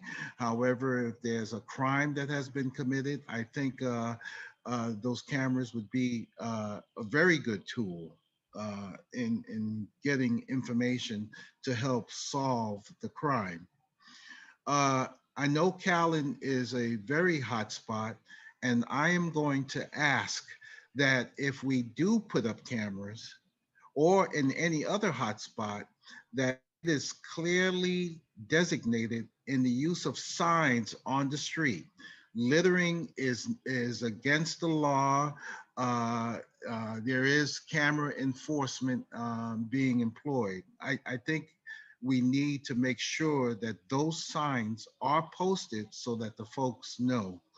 Uh, and we don't want to hide anything, but at the same time, we want to eradicate this problem. So just a couple of things. And lastly, getting back to Callan, and I've driven by there so many times, and I know that this is not part of the agenda, but the parking, look at the vehicles that are parked there now. It's generally trucks, oversized vehicles, and I think that contributes to the dumping. So just something to think about if we'd have to change that. But, to get rid of the problem, it may be deep rooted in other aspects. Are we enabling the dumping? And that's by allowing these oversized pickup trucks and vehicles to park there. So just a few comments I wanted to make. Thank you, Mayor. And Okay. we are working with our finance department to look at those processes for small haulers that are obtaining business licenses, as well as oversized vehicles that are pulling commercial parking permits with us. That is outstanding. And by maintaining such a database, and if we did get some camera footage, I guess the investigation can include, let's check out databases of license plates. And, one thing leads to another. Very good. Very well covered. Thank you, Leilani. Okay, are there any other comments? Okay, at this time, I would like to open it up to public hearing, public comments. And I'll ask Stephen if we have any comments on this particular item. Okay, I'm just checking, I'm refreshing the page real quick. Okay. We do not have any comments. Thank you. I'd like to obtain a motion to close the public comments at this time. Motion to close public comment? Okay, we have a Second. first, and Dr. Rod, you're second. Okay, thank you so much. Any further discussion? Okay, I would like to make a motion for the city attorney to read by title only. Is there a second? Second. Okay, we have a second. Madam City Attorney? Thank you, Mr. Mayor. This is an ordinance of the City Council of the City of Daly City, repealing and replacing Chapter 8.32 of the Daly City Municipal Code regarding illegal dumping and littering. Thank you, Madam City Attorney. Is there a council member who would like to introduce the ordinance? All right, I'll introduce. Okay, go ahead, Mayor, Council Member D. Go ahead. I defer to you. Okay, well, I'm kind of new at the council member. Thank you. So at this time, I would like to introduce the ordinance repealing and replacing Chapter 8.32 illegal dumping and littering. Okay, Madam City Attorney, do we have to vote on this? No, just an introduction, just a motion. All right, thank you. Thank you. All right, thank you, everyone. And we'll move on to item number 11. Disposition and Development Agreement between 1837 Juniper Sierra Hotel Development and LLC developer in the city of Daly City for the property located at 1837 Juniper Sierra Boulevard, Daly City. And I'll turn it over to staff, Ms. Zimmerman and Ms. Mothershead. Good evening, Honorable Mayor, members of the council. I'll be giving the presentation this evening. Again, this is a disposition and development agreement for our final redevelopment property located at 1837 Juniper Sierra Boulevard. Initiated by the dissolution of redevelopment agencies in 2011, the City of Daly City's successor agency drafted a long-range property management plan which detailed disposition strategies for former redevelopment properties. The property located at 1837 Juniper Sierra was included in the PMP as a site to be retained for future development. In March of 2017, the city marketed the site through a competitive RFQ process. On April 9, 2018, the City Council approved an exclusive negotiating agreement between the city and the developer for the property located there. During this time, the city and the developer have negotiated the terms and conditions of the DDA. The proposed DDA is for development of the property as a 200-room full-service lifestyle hotel and conference facility, which is proposed to be branded with a flag owned by Marriott International and proposed to be managed by Ambridge Hospitality, Equinox Hospitality, or an equivalent qualified operator. Business deal points for the proposed agreement have been previously negotiated with the City Council and are subject to this public hearing this evening. The deal points are specified in your staff report and in the attached DDA. I'll just go over a couple of them though, some of the highlights. First and foremost, the proposed purchase price for the site is $1 million and we'd be paid in full to the city at the close of escrow. And with that, the city is agreeing to discount permit fees related to building and planning permit processes at the time of building permit issuance. The developer will be required to submit a signed franchise agreement no later than 6 months following the close of escrow and shall commence construction of the project by no later than January 1, 2022. There are some provisions for prevailing wage requirements, and in addition to that, there's a living wage requirement where the developer is agreeing to pay a minimum level of compensation to all covered employees equal to at least $15.69 per hour, and to provide all covered employees with health insurance coverage and pension contributions comparable to union benefits applicable to each class of employee. The draft DDA was made available to the public pursuant to California Government Code. Staff is recommending that the city conduct the public hearing and consider approval of the disposition and development agreement. That concludes my presentation. In attendance this evening is the development team, as well as Cosmon, if there's any questions that I'm unable to answer. Thank you. Thank you, Ms. Mothershead. Before we move further, I'd like to ask if Madam City Attorney, did you need to add on to anything in addition to Ms. Mothershead?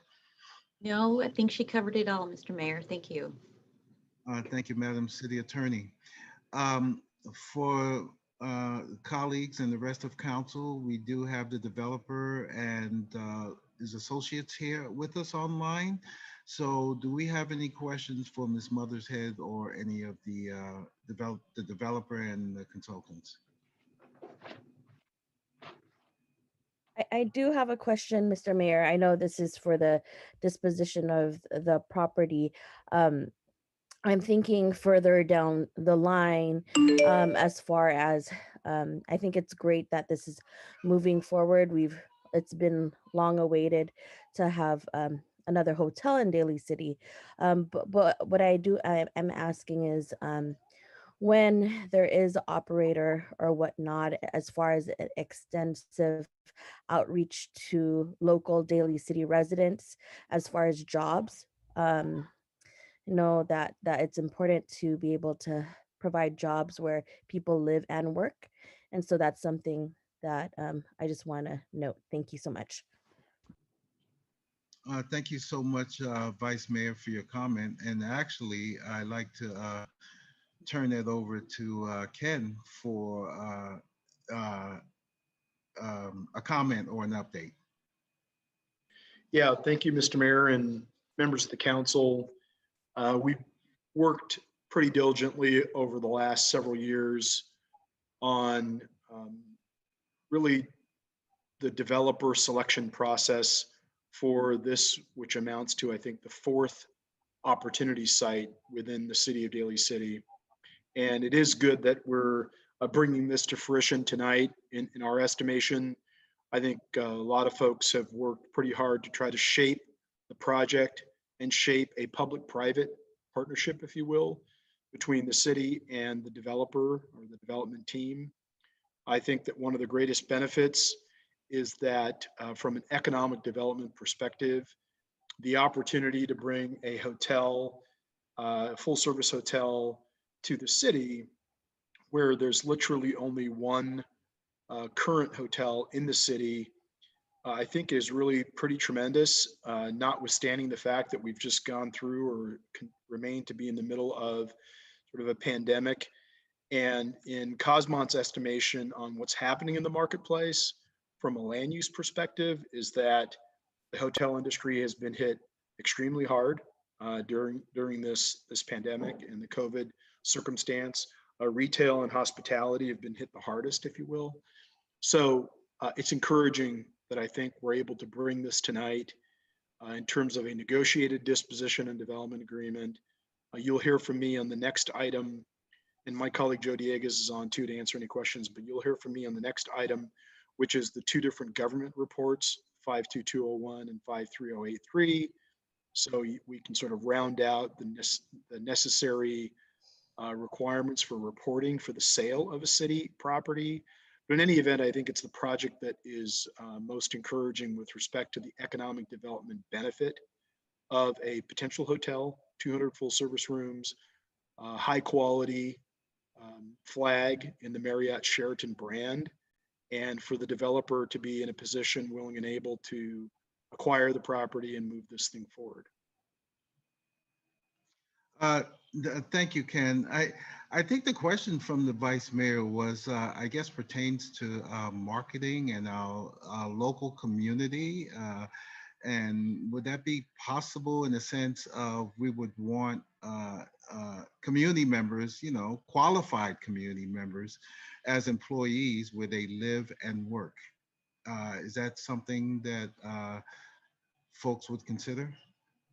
I believe that within the disposition and development agreement, there is that marketing effort for local employment. And so that was something that has been negotiated. And I'm sorry if I didn't answer that question more explicitly. I'm just excited that we're here and trying to get the hotel deal done. And I know it's been a tough road for the developer, for the city. So, but yes, I think that the local employment base is going to benefit from this project as a function of this agreement. Thank you, Ken. I appreciate that. Believe me, and I'm sure I'm speaking for rest of council, we are very, very excited as well. But we have to maintain that poker face and ask those questions. I understand. We don't feel comfortable laughing and smiling, but it'll be a good way to end the year for the city. Oh, didn't think about that. Okay. Are there any questions from council? Additional questions for the developer and the team? Okay. Not hearing any, I'd like to now open it up to public comment, and I'll defer to Stephen to see if we have any public comment at this time while you refresh the screen. I refreshed the screen in advance this time, and there's no public comment on this one. Thank you, Stephen. All right, I'll obtain a motion to close the public hearing at this time. Anyone? Motion to close? We have first, is there a second? Second. Second by Dr. Rod and Councilmember Di Giovanni. Okay, excuse me, any further discussion? Okay, so the hearing has been closed, and any further discussion? Hearing none, would like to adopt the resolution. Would somebody like to make a motion to adopt the resolution, item number 11? Motion Motion to adopt the resolution. Okay, we got two. I think Pam, you were first. Vice Mayor, you were second. Okay, any further discussion? Okay, may I have a roll call, please? Ms. Di Giovanni, Aye. Ms. Manalo, Aye. Dr. Rod, Aye. Mr. Buenaventura, Aye. Mr. Sylvester. Aye. Thank you so much. That item number 11 has passed. We're moving on to item number 12, which is the approval of a resolution approving Government Code Section 52201 and 53083 and summary report.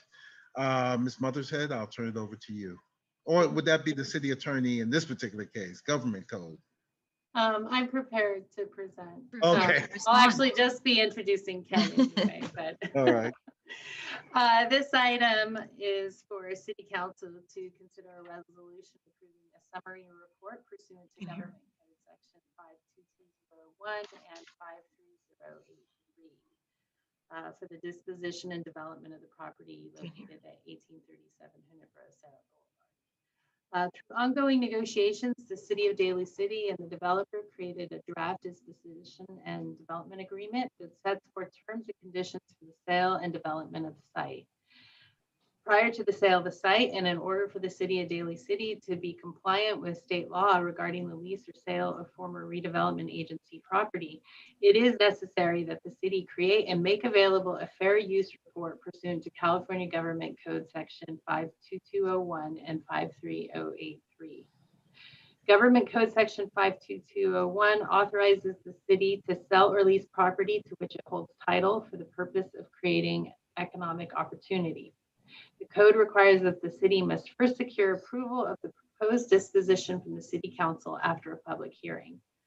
A copy of the proposed DDA and a summary report of the proposed transaction has been made available for public inspection prior to the public hearing.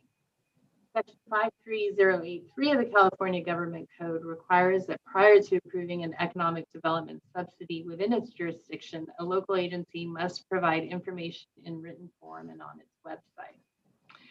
Cosmont Companies, an independent consultant to the city, prepared the Government Code Section 5201 and 53083 summary reports in compliance with the code.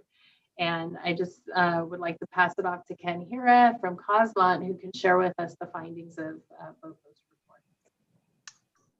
Okay, thank you very much. And again, Mr. Mayor and members of the council, we have our report, which is about 5 pages. It's a summary report, as Tatum mentioned, pursuant to sections 52201 and 53083 of the California Government Code. The City of Daly City is considering the sale of property, about 1.263 acres at 1837 Junipero Serra Boulevard in Daly City for the 200-room full-service hotel that we mentioned earlier. The background, again, is on a 52201 government code, the requirement being the agreement, and then the cost of the agreement is what needs to be evaluated. There are several items: the highest and best use of the agreement, the purchase price or the consideration, the difference or reason for the differences between the purchase price and the highest and best use, and the definition, if you will, of the economic opportunity. That's 52201. The 53083 report is related to any economic development subsidy. Clearly, if the purchase price is less than the highest and best use, there is an economic subsidy. That report needs to call out who the beneficiary is, what the schedule of that subsidy is, the dollar amount, the public purpose, the tax revenue that sort of offsets that subsidy, and then job creation. So our report, which is I know part of your staff report, outlines the primary terms of the proposed sale of the property from the city to the developer, is outlined in the DDA, and addresses the reporting requirements of both of those government codes. So moving into some of the facts, it's pretty clear the identity of the developer being a special or single purpose entity that will be formed, known as 1837 Junipero Serra Hotel LLC. And the parties that would be members to that, more or less, are Majestic Hospitality Group and AF Canta. Both party representatives are on this meeting. A summary of the DDA, as we've talked about, is a $1 million purchase price. And the project, of course, is the hotel, which is approximately 200 rooms and 8,500 square feet of meeting space, bar, and restaurant. The cost of the agreement are comprised of two different items. One is the reduction in planning and permitting fees, which is $150,000. And two is the difference between, in fact, the highest and best use and the purchase price. And in this instance, that difference, which I'll explain in more detail, is $2.77 million. So the $150,000 plus the $2.77 million equals $2.92 million in economic development subsidy. The estimate of the value, or highest and best use value, is $3.77 million, which was from a broker opinion of value in April of 2020. So that 3.77 million less the $1 million purchase price is where we come up with the 2.77 million in difference between values plus the 150,000, and that's how you get the $2.92 million. There was a competitive process, just to remind everyone, dating all the way back to 2017. In order to pursue the development of the site, there were 4 qualified firms, but at the end of the day, one party remained interested enough in the opportunity, and that was the group that I just mentioned. And finally, we came to terms with $1 million purchase price. The reason for the $1 million purchase price is financial feasibility. So Cosmont Companies, as a consultant to the city, evaluated pro formas, evaluated the necessary returns that were needed by the development entity, and given the construction costs, the environment, the revenues, and the required return for the risk being taken, that $1 million was sort of what's considered the residual land value in the pro forma, and what in the maximum price essentially that the developer could offer. The explanation of the 2.77 million I've just gone through, but I want to focus now on the benefits. The economic benefits include approximately $1.9 million annually from revenues, fiscal revenues, and the second benefit is jobs. The job benefit Our estimate is approximately 484 construction or temporary jobs and 150 permanent jobs. The guidelines within the government code would like there to be one job for every $35,000 of subsidy. And in our estimation, what this project will result in for the city is 1.8 jobs for the city. And so that's how we got comfortable and are accepting of the fact that the subsidy, which requires one job for every 35,000, is really at 1.8 jobs for every 35,000, because the jobs at 150 direct full-time jobs is above what would be the guidance within the government code that allows us to agree that we're willing to accept an economic development subsidy. Not to mention the $1.9 million of revenue over a 30-year period on present value is about $55 million.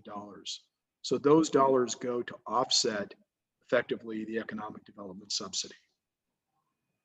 The economic opportunity and public purpose, there are not just 150 permanent jobs and 484 jobs, but frankly, there's more than that. There's what's considered indirect and induced jobs. So in total, including direct, the city would benefit from 222 full-time jobs and 782 temporary jobs. In addition, the project will convert a long underutilized parcel of vacant land in really a high demand hospitality environment near public transit and near a major international airport. I'll deviate for a second from the report before I finish. And that is to say, again, in an environment where COVID has ceased a lot of development in many commercial sectors, and particularly in the hospitality sector, the benefit, if you will, of the city of Daly City only having one hotel is that you're in a very low supply environment. And it is our understanding that the developer and companies like Marriott would say, this is the type of environment, this is the kind of market we can still pursue an opportunity, because if we don't start construction for a couple of years, which is the processing time this might take, we'll be ready for the market to recover in an environment where you have a dearth of hotel rooms. So there's still an opportunity, and that's an sort of a qualitative benefit that I just want to add that's not necessarily in our report, but it's what I mentioned earlier. Let me just conclude by saying that the property will generate increased property taxes by approximately 3,200%, which is 32 times the value as compared to the 2003 value, which is also part of the government code test for 52201 and 53083, in order to define an economic opportunity. So that is far greater than the 15% guideline that is within the code of defining an economic opportunity. And lastly, the job creation of the 1.8, again, above the 1.0 per 35,000, is clearly above the guidance for what defines an economic opportunity. Therefore, the economic development subsidy is offset by a greater economic development opportunity pursuant to this combined report. Thank you. Thank you so much, Ken. Are there any questions for Ken at this time or comments? I do. I have a comment, Mr. Mayor, if I may. Please, Vice Mayor. Yeah, thank you for that comprehensive, extensive report on the benefits our city would receive by moving forward with this hotel. And I think it's, you know, we are at a juncture, and as you said, coming to fruition that has been long overdue. And I think it's exciting to see this on our agenda this evening. You did mention all of the job creations, which is wonderful to see because it's so close to public transit and whatnot. And it goes back to my question, and I'm looking at the draft. Is there language that does say that the developer will do, you know, outreach within Daly City, you know, community centers, etc. I think that that's just for me. I think I'm in full support of the project. I just need to know that it's codified, that there will be outreach to the local Daly City community in regards to the jobs. Vice Mayor, I can respond. So there is specific language in the agreement that talks about the build out and construction for the developer to reach out to the local exchange and to reach out to local Daly City as it pertains to contractors.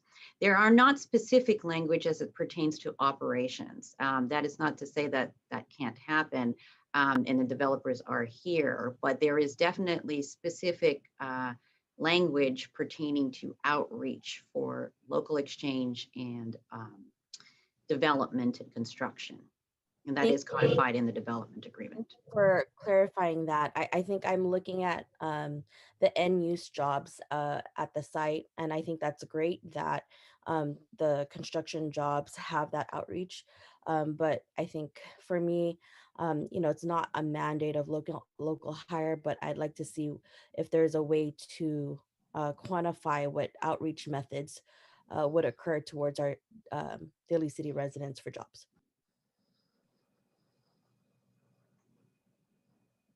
Okay. I know the developer, I see Chris here. And I don't know if you want to respond to that, Chris.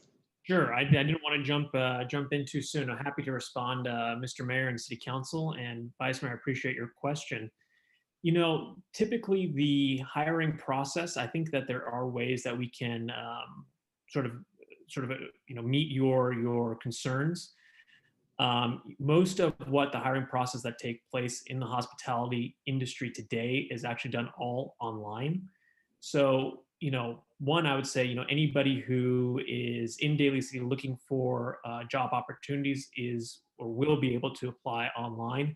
But then also reaching out into the community of, you know, being involved with job fairs would be another opportunity. It just, to be honest, so much in the industry has gone electronic. That's the typical way. So I think we can find a way between the job fairs and the electronic to try and to meet your concerns. Thank you, Chris. That would be extremely helpful and wonderful to see. As you mentioned, whether it's electronically as far as outreach to send out to community centers for folks that are looking for jobs, or even work with the city of Daly City around making sure that these opportunities are sent to our residents. But I like your idea around having a job fair. And if there's any way that you can host even a virtual one or whatnot, but being able to, you know, I know that I'm very optimistic that as you all build, you know, there will, you know, definitely be a need for workers and all of that. So I'd love to see that also be part of the programming, and I appreciate it. Thank you so much. My pleasure, and happy to discuss further as we finish up these documents and hopefully move this forward. Okay, thank you, Vice Mayor. Any other questions?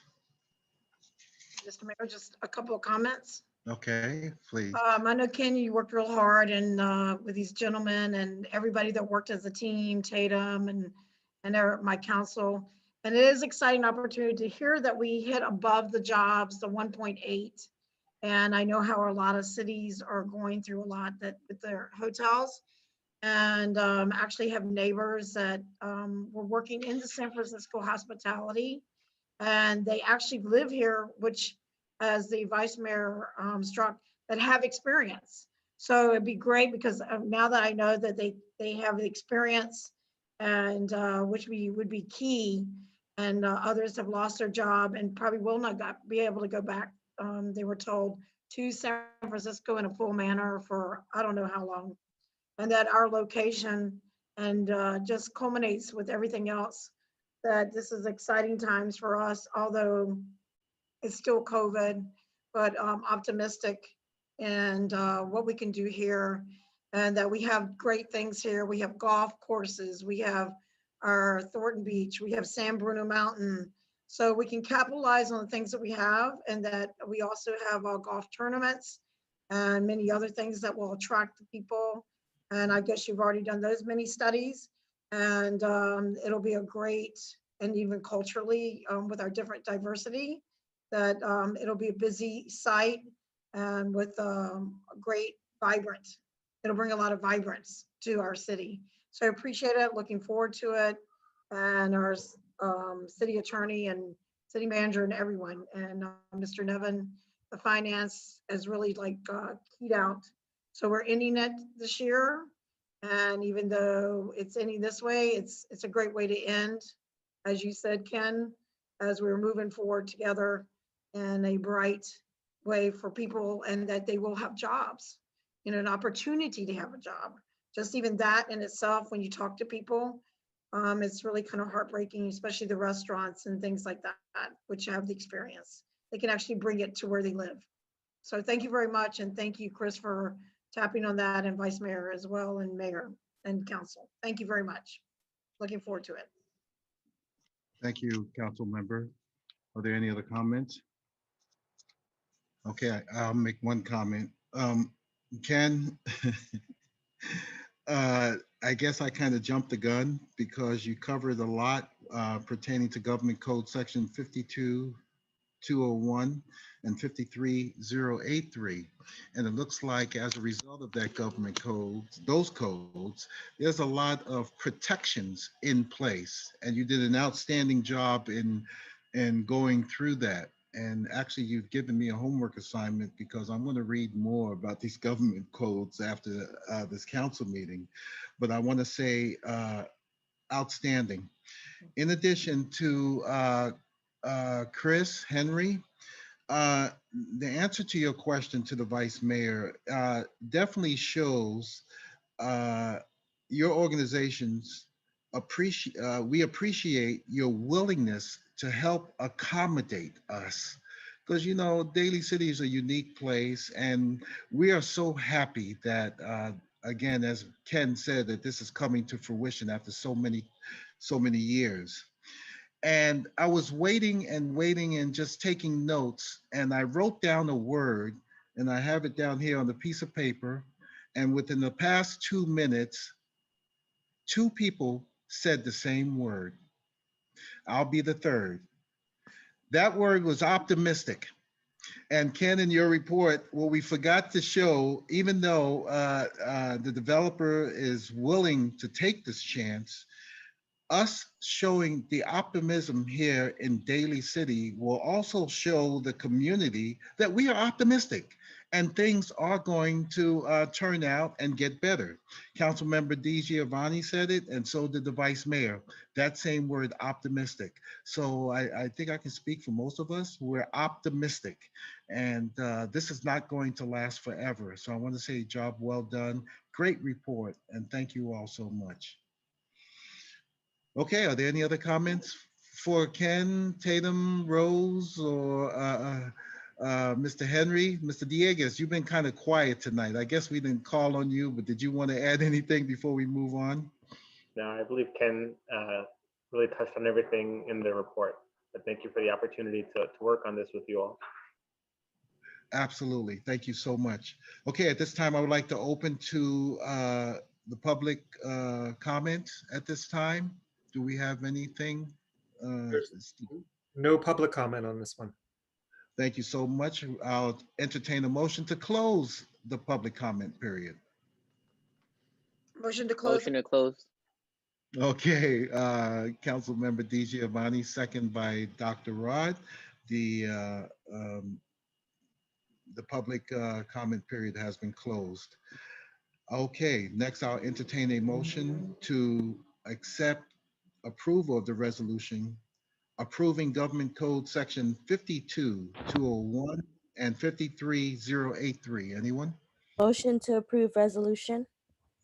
Okay, we have a motion and we have a second. Any further discussion? Okay, may I have a roll call, please? Ms. Giovanni, Aye. Ms. Giovanni? Aye. Ms. Manalo, Aye. Dr. Rod, Aye. Mr. Buenaventura, Aye. Mr. Sylvester. Aye. Thank you so much. Item number 11 has been passed, and it was a long time coming. Thank you all, and we look forward to working with you in the future. Thank you. Okay. Have a happy Thanksgiving all. Thank you. Thank you. Take care, everybody. Have a good one. Thank All right. Thank you. Thank you. Okay. Moving on to item number 13, the appropriate funds and award of construction contract for the Central Corridor Bicycle and the Bicycle and Pedestrian Safety Improvement Project. And Ms. Chan, oh, there's Ms. Chan. Okay, Ms. Chan, you have the floor. All right. Good evening, Honorable Mayor and members of the City Council. Tonight, staff is requesting that the City Council approve the design documents for the Central Corridor Bicycle and Pedestrian Safety Improvements Project, affirm the National Environmental Policy Act determination of categorical exclusion, and the California Environmental Quality Act determination of categorical exemption, accept all bids, waive minor irregularities, and award a construction contract to Golden Bay Construction of Hayward, California for the base bid, add alternate 1, add alternate 2, and add alternate 3 in the amount of $2,117,549.25, appropriate $731,022 of AB 1600 transportation funds to fully fund the project, and authorize the city manager to execute all necessary contracts to complete the project. In 2015, Daly City was selected for an active transportation program grant for the Central Corridor Bicycle and Pedestrian Safety Improvements Project. The city received $2,019,000 in ATP funds by leveraging $154,000 in Transportation Development Act Article 3 grant and matching the ATP grant with $103,000 in local funds. The Central Corridor Pedestrian and Bicycle Improvement Project includes both bicycle and pedestrian improvements, sidewalk gap closure, and completes the last remaining bicycle and pedestrian improvements identified in the city's 2013 Bicycle and Pedestrian Master Plan. The scope of work includes 6 major areas. The first area is installing Class 2 and bike lanes on Eastmore and Westmore Avenue, Class 3 bike routes on San Pedro, East Market, and Guadalupe Canyon Parkway, new 88 curb ramps, new pedestrian bulb outs, and 2 speed feedback signs will also be installed along this east-west corridor.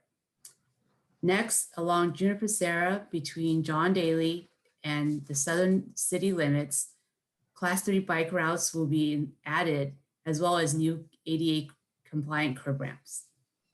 The third area will focus on the west side of Mission Street between San Pedro and A Street, where we will be installing about 1,050 linear feet of new sidewalk, where there isn't any sidewalk today. Of the 1,050 linear feet of sidewalk, approximately 370 of that is located within unincorporated San Mateo County. The fourth area is at the intersection of Juniper Serra and John Daly. At this intersection, we will install new bulb outs, widen the crosswalk, and remove a portion of the fence at the southeast corner to improve pedestrian visibility. The fifth area focuses on improvements at the intersection of Juniper Serra and Washington. A new pedestrian crossing across Washington Street will be added. New curb ramps, pedestrian push buttons, and pedestrian countdown signals will also be installed. And the last area is the intersection at Juniper Serra and San Pedro, where some of the vegetation will be replaced with low vegetation on the southeast corner to increase pedestrian visibility. Sage consultant engineers help prepare the construction documents with input from city staff. The project was advertised on September 27th, 2020, and 4 bids were received on October 26, 2020, with bids ranging from $2,117,549.25 to a high of $2,713,434.39. The lowest responsible bid is determined based on the total sum of the base bid at alternate 1, at alternate 2, and at alternate 3. The base bid includes all the pedestrian and bicycle improvements described earlier. At alternate 1 is for the adjustment of Comcast utility boxes. At alternate 2 includes the adjustment of AT&T utility boxes. And at alternate 3 is for the relocation of a city streetlight pole. All 3 at alternates are being recommended to be included with the construction contract award, as it allows the cities some flexibility to exclude the work if Comcast and AT&T performs the work with their own forces. If the city's contractor performs the work, both Comcast and AT&T would reimburse the city for the cost of the work. Golden Bay Construction of Hayward is the apparent low bidder and has been in business since 1983. They hold the required Class 3 contractor's license, which is current and in good standing. They've done similar work for other cities along the peninsula, including San Bruno, San Mateo, and South San Francisco. Golden Bay Construction met the disadvantaged business enterprise participation goal of 10% for the project. They will be using disadvantaged business enterprises subcontractors for electrical, slurry sealing, signing, and striping work on the project for approximately 20% of the contract cost. If approved, the project is expected to begin construction in January 2021 and be completed by September 2021. Estimated construction cost for the Central Corridor Bicycle and Pedestrian Safety Improvement Project is $2,435,182, which includes $2,117,549.25 for the construction contract award and an additional $318,632.75 for construction contingency and contract administration. An additional $731,022 above the previously appropriated $2,019,000 of ATP funds, $154,000 of TDA Article 3 funds, and $103,000 in AB 1600 transportation funds is needed for the project. This action will transfer $731,022 from the AB 1600 transportation funds to fund the project account to fully fund the Central Corridor project. In summary, staff recommends that the City Council approve the design documents for the Central Corridor Bicycle and Pedestrian Improvements Project, affirm the NEPA determination of categorical exclusion and the CEQA determination of categorical exemption, accept all bids, waive minor irregularities, and award a construction contract to Golden Bay Construction for the base bid at alternate 1, at alternate 2, and at alternate 3 in the amount of $2,117,549.25, appropriate $731,022 of AB 1600 transportation funds to fully fund the project, and authorize the city manager to execute all necessary contracts to complete the project. Staff is available for any additional comments or questions. Thank you, Ms. Chan. Do we have any questions or comments from council? Mr. Mayor? Yes, go ahead, ma'am. I guess the word optimistic comes in play again because we're also ending where we're improving our pedestrian safety And thanks to you, Ms. Chen and Mr. Chu and crew. And you always do it with all these grants and great awards and however you figure it out. And that Juniper Sarah and John Daly, which has always been the one with the fence and the problem and many of the identified areas, you're going to do the bulb outs and the design and everything in-house, which is great. So I just want to applaud you and thank you. And I know this is not applicable, but congratulate Shirley Chan for her finance committee appointment on commute.org because of her great work. I want to let everybody know that she continues to accelerate and represent our city and that she's so outstanding that it is her that everyone in that committee and that board supported and wanted her on that. So bravo. And thank you, Mr. Chu. Thank you, Ms. Chan. So excited. Thank you. Thank you, Councilmember DiGiovanni. I'm kind of getting jealous because I miss commute. I miss it so much. Thank you for that, and congratulations, Ms. Chan. Is there any other comments? Mr. Mayor. Yes, Vice Mayor, go ahead. Thank you so much. I just want to say thank you for all the hard work that staff has done. Thank you for that presentation, Shirley, and also your work, Mr. Chu. You know, it's so important to see these changes happen, especially around pedestrian safety, bicycle for our cyclists, and we see more of them on our streets in Daly City, and seeing the areas in which you've determined around where there's necessity is so important. So thank you for your professionalism, also attention to detail, and this all just ensures that you know, our residents and also folks that visit Daly City or ride through Daly City are safe. And so I really applaud all the work. Thank you very much. Thank you, Vice Mayor. Okay, are there any other comments? Okay, hearing none. I see Shauna is smiling there, so I'm going to give you kudos right now, Shauna. It's slightly a different subject, but it still pertains to our streets and pavement. The MTC just put out a report regarding paved conditions of the whole Bay Area and the cities. And a good to excellent score is 90%. And Daly City came in at 81%. Wow. So, and the one who beat us was Dublin at 85%. So I'd like to thank staff and Ms. Maltby and Mr. Chu on this.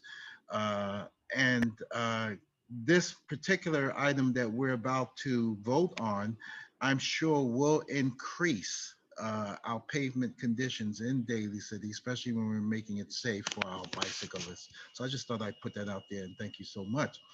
All right, any other comments at this time?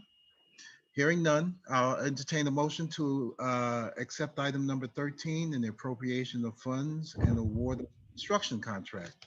Motion to approve. Okay, we have a first. Is there a second? Second. Second. Thank you very much, Councilmember DiGiovanni. Any further discussion? May I have a roll call, please? Ms. DiGiovanni, Aye. Ms. Manalo, Aye. Dr. Rod, Aye. Mr. Buenaventura, Aye. Mr. Sylvester. Aye. Okay, that item number 13 has passed. Again, thank you, staff, and keep up the great work. Okay, the next item is item number 14, and this is the second reading of the ordinance number 1440, where we're adding section 5.92 of the Title 15 of the Daly City Municipal Code regarding short-term rentals.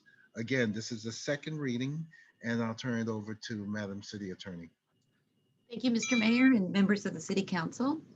This item came before the City Council as an introduction of the ordinance for a short-term rental. Tonight, this evening, the ordinance is up for adoption. It's ordinance number 1444 of the Municipal Code regarding short-term rentals. Thank you, Madam City Attorney. Is there any comments before we move on? Okay, Stephen, did we get any comments on this particular item? I sifted through all the comments we received and no, none on this item. All right, thank you so much. So I'll entertain a motion to adopt the ordinance. Anyone? Motion to adopt ordinance. I have a first. Second. All right, second by Dr. Rod. Any further discussion? Hearing none, may I have a roll call, please? Miss Di Giovanni, Aye. Ms. Manalo, Aye. Dr. Rod, Aye. Mr. Buenaventura, Aye. Mr. Sylvester. Aye. Okay, thank you so much. And Madam City Attorney, for your due diligence and staying up on this matter. And thanks to everyone who participated, and the motion carries. Thank you. Thank you. Okay, the next item is public appearances and oral communications, and I'll defer to Stephen. Okay, we have a lot of comments tonight, so bear with me as I read. Some of these I already know just by the amount of words that they'll kind of be over 2 minutes. Let me pull up the screen here.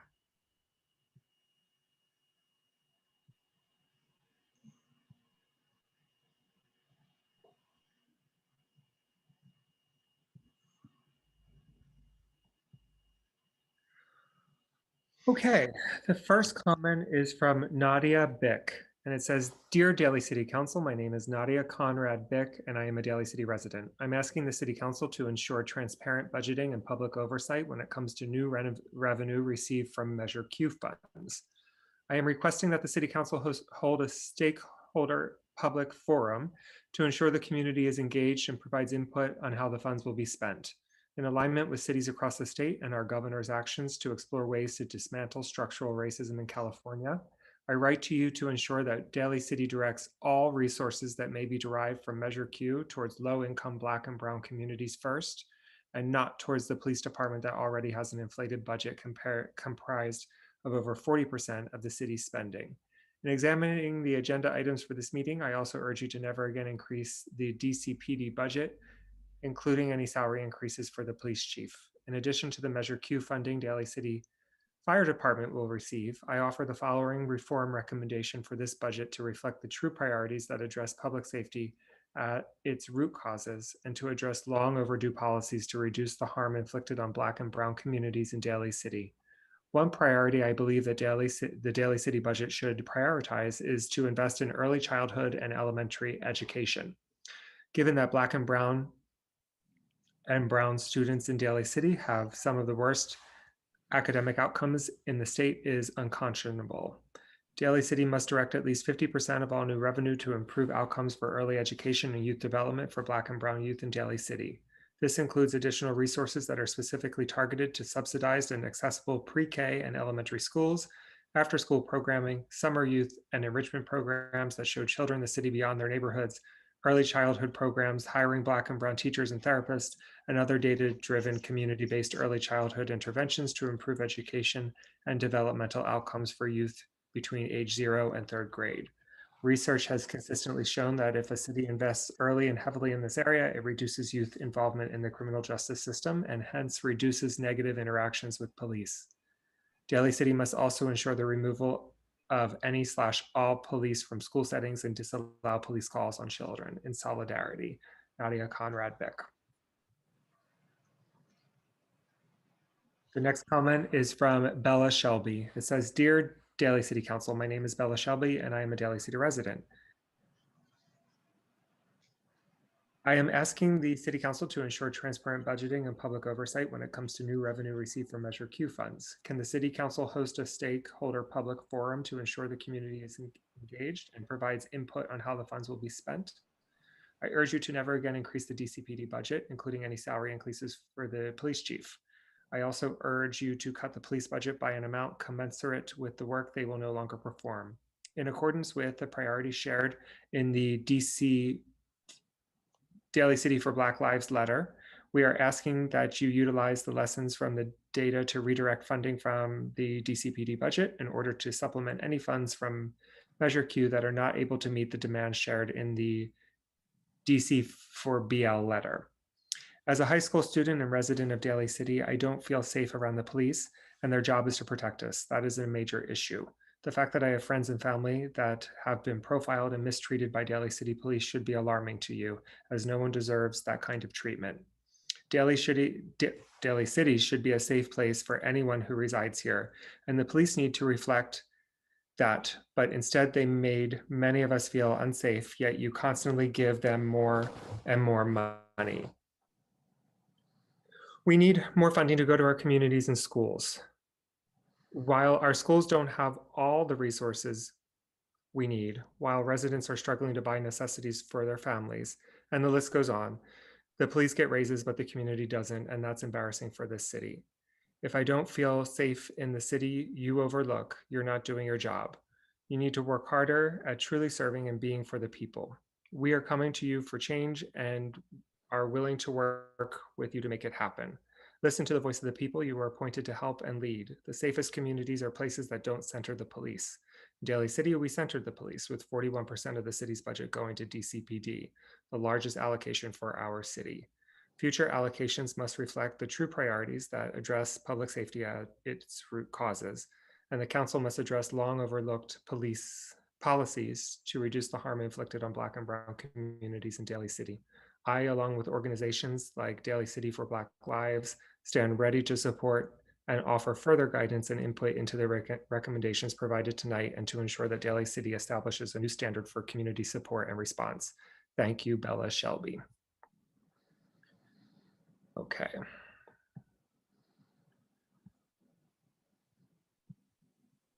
Okay, the next comment is from Warren Shelby.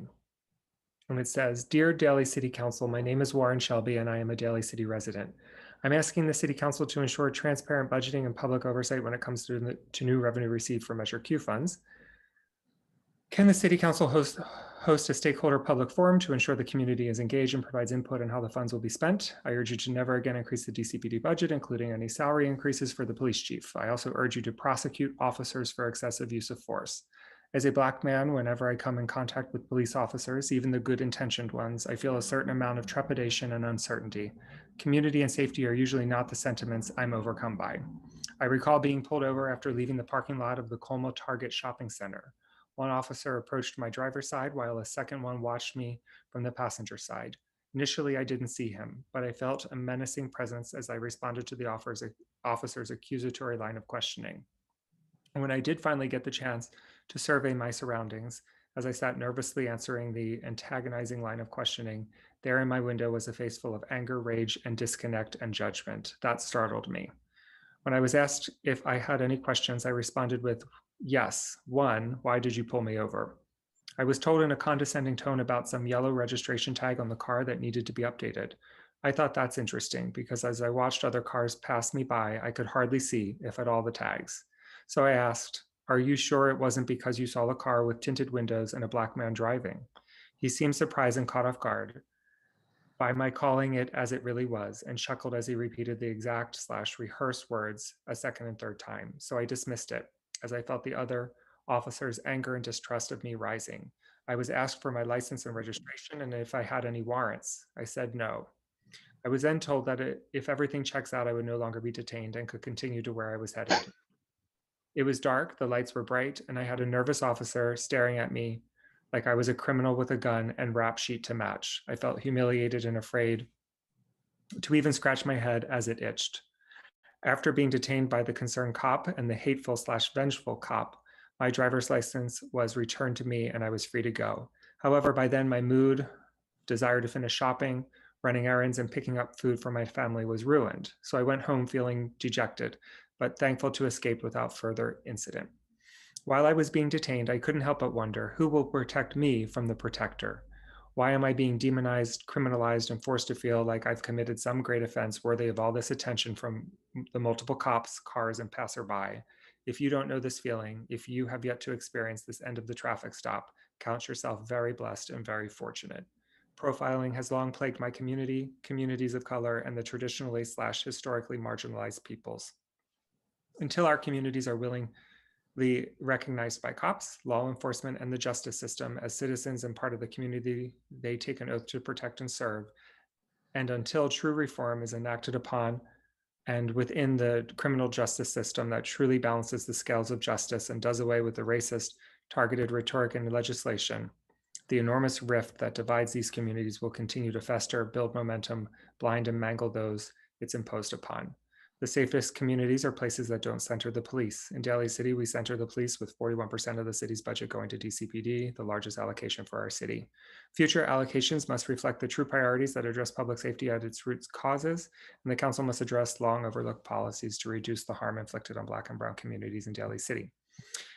I, along with organizations like Daly City for Black Lives, stand ready to support and offer further guidance and input into the recommendations provided tonight and to ensure that Daly City establishes a new standard for community support and response. Okay.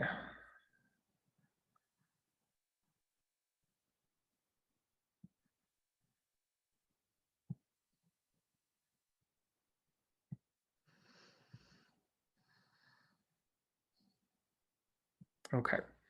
The next comment is from Joanna Rosales, and it says, I am asking City Council and staff to ensure transparency and accountability by including the community in your budgeting process on the approved Measure Q funds. I request that City Council and staff host a public forum to ensure the community provides input on how the funds will be spent. We must invest in behavioral health emergency response, especially during a global pandemic. Tax dollars are better spent towards investing in community-based resources such as mental health and substance abuse crises when they occur, rather than the pockets of the police chief, whose department takes up over 40% of the whole Daly City budget. Thank you, and I look forward to our community engaging and working together. The next comment is from Jeremy Jansen. It says, Dear Daly City Council, my name is Jeremy Jansen, and I was born and raised in Daly City. It is high time that City Council ensure transparent budgeting and public oversight when it comes to new revenue received from Measure Q funds. It is imperative now more than ever that City Council host stakeholder public forums frequently to ensure that the community is engaged and included in how funds will be spent that directly affect us every day. I urge you, City Council, to never again increase the DCPD budget, and that includes any salary increases for the police chief. We have been asking to reallocate police funding into community-based programs, and yet the salary of one officer I have worked in various school settings, from private preschools in San Francisco to the public school system in Seattle, along with going through the public school education here in Daly City all my life. Police presence in a school setting where police are still allowed to carry their guns is not a situation or place I would call safe. As a teacher responsible for the health and well-being of my students, no matter age, police presence absolutely has no place in schools. I urge council to ensure to sever any partnerships with police and disallow police calls on children. At a time where the city and the nation are calling for officials to dissect the current status quo that upholds practices that are outdated and not commonly community-oriented, I urge council to really make an effort to try to understand where the people are coming from. The safest communities are places that people have resources and know where they can go in times of need that do not include police. Future allocations must reflect the true priorities that address public safety at its root causes. I, along with organizations like Daly City for Black Lives, stand ready to support and offer further guidance and input into the recommendations provided tonight, and to ensure that Daly City establishes a new standard for community support and response. The next comment is from Vinuta Naik. It says, Dear Daly City Council, my name is Vinuta Naik, and I am an attorney with Community Legal Services in East Palo Alto. And the acronym is CELESPA. CELESPA serves community members in San Mateo County and throughout the region. I am asking the City Council to ensure transparent budgeting and public oversight when it comes to new revenue received from Measure Q funds. Can the City Council host a stakeholder public forum to ensure the community is engaged and provides input on how the funds will be spent? I also urge you to never again increase the DCPD budget, including any salary increases for the police chief. Further, we urge this council to implement the following actions.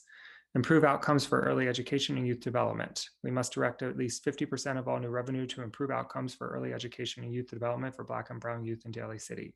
This includes additional resources that are specifically targeted to subsidized and accessible pre-K and elementary schools, after-school programming, summer youth and enrichment programs that show children the city beyond their neighborhoods, early childcare programs, hiring Black and Brown teachers and therapists, and other data-driven community-based early childhood interventions to improve education and developmental outcomes for youth between age 0 and 3rd grade. Ensure the removal of any and all police from school settings and disallow police calls on children. Invest in behavioral health emergency response to ensure that properly trained professionals are dispatched to de-escalate crises when they arise and can shepherd people into proper treatment facilities and services that are available. When allocating any new funds in the context of public safety, this is not synonymous with policing, we must ensure that the proper community-based resources and supports are able to respond immediately to mental health and substance use crises when they occur. Cut the police budget by an amount commensurate with the work they will no longer perform. In accordance with the priorities shared in the DC for BL letter, we are asking you to utilize the lessons from the data to redirect funding from DC PD budget in order to supplement any funds from Measure Q that are not able to meet the demands shared in the DC for BL letter. Prosecute officers for excessive use of force. Last year, California passed AB 392, which establishes new standards for police officers' use of deadly force. Currently, an officer that violates these standards is not necessarily subject to criminal prosecution. This cannot remain the case in Daly City. The city has authority to and must take action to raise the standard of conduct for police officers in our city by imposing criminal penalties for those that use excessive and deadly force. Invest in COVID-19 health protections. People of color, particularly African Americans, are experiencing more serious illness and death due to COVID-19. This debilitating viral pandemic is disproportionately killing people of color at 6 times the rate of white people, and we need transparent emergency planning that prioritizes neighborhoods like Midway Village and the Bayshore when allocating COVID-19 testing resources. We must also address barriers to testing and care and employ culturally informed engagement approaches. The safest communities are places that don't center the police. In Daly City, we center the police with 41% of the city budget going to DCPD, the largest allocation for our city. Future allocations must reflect the true priorities that address public safety at its root causes, and the council must address long overlooked policies to reduce harm inflicted on Black and Brown communities in Daly City. I, along with organizations like Daly City for Black Lives, stand ready to support and offer further guidance and input into the recommendations provided tonight and to ensure that Daly City establishes a new standard for community support and response. And this person also provides their phone number and email for contact. The next comment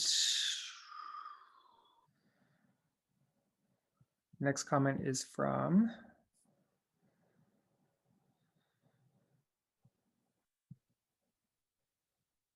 Holly Lim. It says, "Good evening, City Council. My name is Holly, and I am a Daly City resident. I'm asking the City Council to ensure transparent budgeting and public oversight when it comes to new revenue received from Measure Q funds. Can the City Council host a stakeholder public forum to ensure the community is engaged and provides input on how the funds will be spent? I also urge you to never again increase the DCPD budget, including any salary increases for the police chief. In addition, prosecute officers for excessive use of force. In 2019, California passed AB 392, which establishes new standards for police officers' use of deadly force. Currently, an officer that violates these standards is not necessarily subject to criminal prosecution. This cannot remain the case in Daly City. The city has the authority to and must take action to raise the standard of conduct for police officers in our city by imposing criminal penalties for those that use excessive and deadly force. This is particularly needed when unarmed people are killed and harmed by police officers. This is the only way to effectively deter future instances of unjustifiable force being used on Black and Brown people and to hold violators accountable to their actions. I, along with organizations like Daly City for Black Lives, stand ready to support and offer further guidance and input into the recommendations provided tonight and to ensure that Daly City establishes a new standard for community support and response. The next comment is from Tony Samara. This is on behalf of the People's Alliance of San Mateo County. Dear Daly City Council, the People's Alliance of San Mateo County works for social justice and equity in housing, healthcare, education, immigration, the environment, and criminal justice. The People's Alliance is encouraged to see that residents in cities across San Mateo County are also standing up and marching to say enough. San Mateo County is not immune to the problems afflicting the nation, and will need to do our part to dismantle systems of injustice. We have our own history of racial discrimination in housing, in education, in health, and in the policing of Black and Brown communities. We write this letter in support of our allies in Daly City who are asking the City Council to ensure transparent budgeting and public oversight when it comes to new revenue received from Measure Q funds. Can the City Council host a stakeholder public forum to ensure the community is engaged and provides input on how the funds will be spent? We also urge you to never again increase the DCPD budget, including any salary increases for the police chief. While Black people make up less than 1% of the population in San Mateo County, they account for 11% of all arrests and 27% of those killed or seriously injured by the Sheriff's Department. Similarly, Latinx people make up 18% of the population in SMC, but account for 43% of arrests and 47% of those killed or seriously injured by the Sheriff's Department. Our Sheriff's Department has a higher rate of use of deadly force than 87% of police departments in the state of California, and showed more racial bias in arrests and use of deadly force than 92% of all of other departments in the state. We must do better.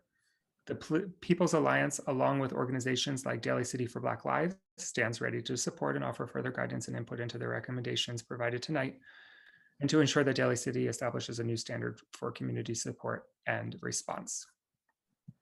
The next comment is from Kamsuk Insisengme. I am sorry for the pronunciation there. Dear Daly City Council, my name is Kamsuk, and I go to school in Daly City. I'm asking the City Council to ensure transparent budgeting and public oversight when it comes to new revenue received from Measure Q funds. Can the City Council host a stakeholder public forum to ensure the community is engaged and provides input on how the funds will be spent? I also urge you to never again increase the DCPD budget, including any salary increases for the police chief. Not only that, I ask the City Council also invest in behavioral health emergency responses to ensure that properly trained professionals are dispatched to de-escalate crises when they occur and can shepherd people into proper treatment facilities and services that are available. When allocating any new funds in the context of public safety, not synonymous with policing, we must ensure that the proper community-based resources and supports are available to respond immediately to mental health and substance use crises when they occur. Thank you. And the next one is from Jill Aguinaldo. And it says, Dear Daly City Council, my name is Jill Aguinaldo, and I am a Daly City resident. I'm asking the City Council to ensure transparent budgeting and public oversight when it comes to new revenue received from Measure Q funds. Can the City Council host a stakeholder public forum to ensure the community is engaged and provides input on how the funds will be spent? I also urge you to never again increase the DCPD budget, including any salary increases for the police chief. Invest in COVID-19 health protections. People of color, particularly African Americans, are experiencing more serious illness and death due to COVID-19. This debilitating viral pandemic is disproportionately killing people of color at 6 times the rate of white people, and we need transparent emergency planning that prioritizes neighborhoods like Midway Village and the Bayshore when allocating COVID-19 testing resources. We must also address barriers to testing and care and employ culturally informed engagement approaches. The safest communities are places that don't center the police. In Daly City, we center the police with 41% of the city's budget going to DCPD, the largest allocation for our city. Future allocations must reflect the true priorities that address public safety at its root causes, and the council must address long overlooked policies to reduce the harm inflicted on Black and Brown communities in Daly City. I, along with organizations like Daly City for Black Lives, stand ready to support and offer further guidance and input into the recommendations provided tonight, and to ensure that Daly City establishes a new standard for community support and response. I'm sorry I'm repeating myself here. The next comment is from Jeanette Armas, and it says, we ask the City Council to ensure transparent budgeting and public oversight when it comes to new revenue received from Measure Q funds. Can the City Council host a stakeholder public forum to ensure the community is engaged and provides input on how the funds will be spent? We also urge you to never again increase the DCPD budget, including any salary increases for the police chief.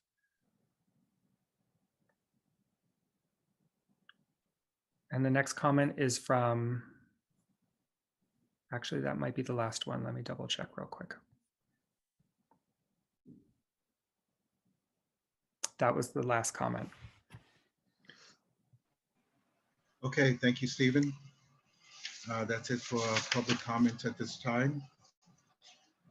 Moving on, the next item on the agenda is appointments. Does anyone have any appointments?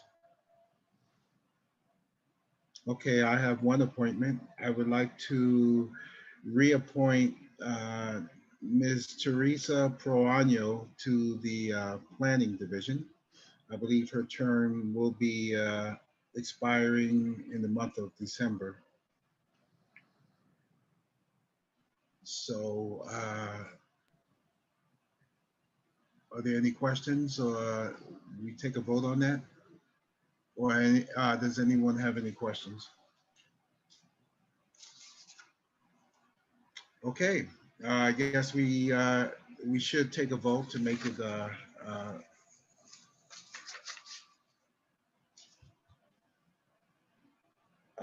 documented. So I'd like to make a motion to reappoint Ms. Teresa Proaño to the Planning Commission. Second. Second.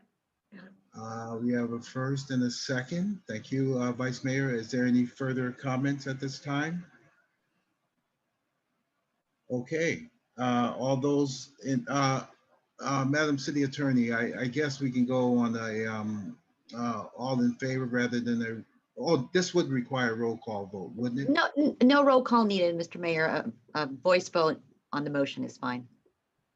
Thank you so much, Madam City Attorney. Okay, all those in favor of the motion, say aye. Aye. Aye.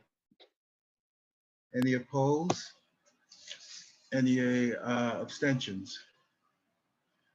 Okay, that motion passes. Thank you so much. Next item on the agenda is reports. We'll start off with item number 15, council committee reports.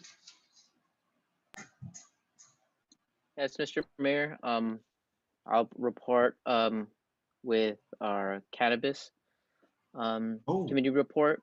We had a meeting Friday the 13th, and we talked about a couple of things. One was a recommended application process for those that want to apply for a business license.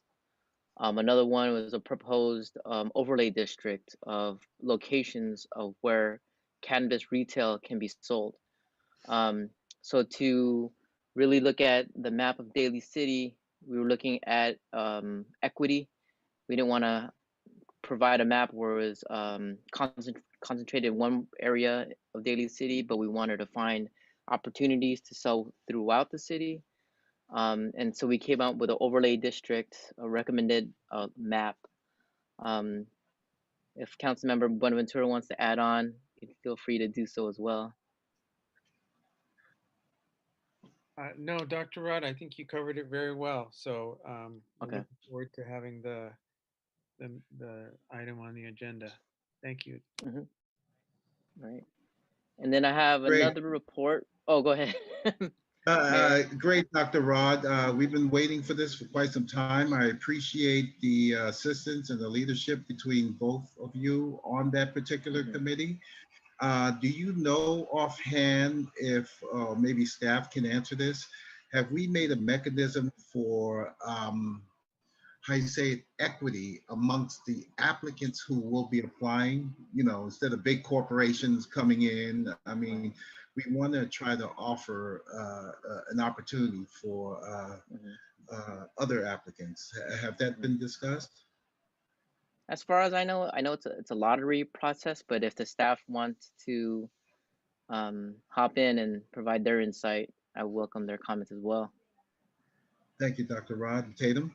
Yeah, the draft revisions that were shown to the committee at the last meeting show a lottery process. So I think what we would expect to do, well, first of all, the map was slightly revised to create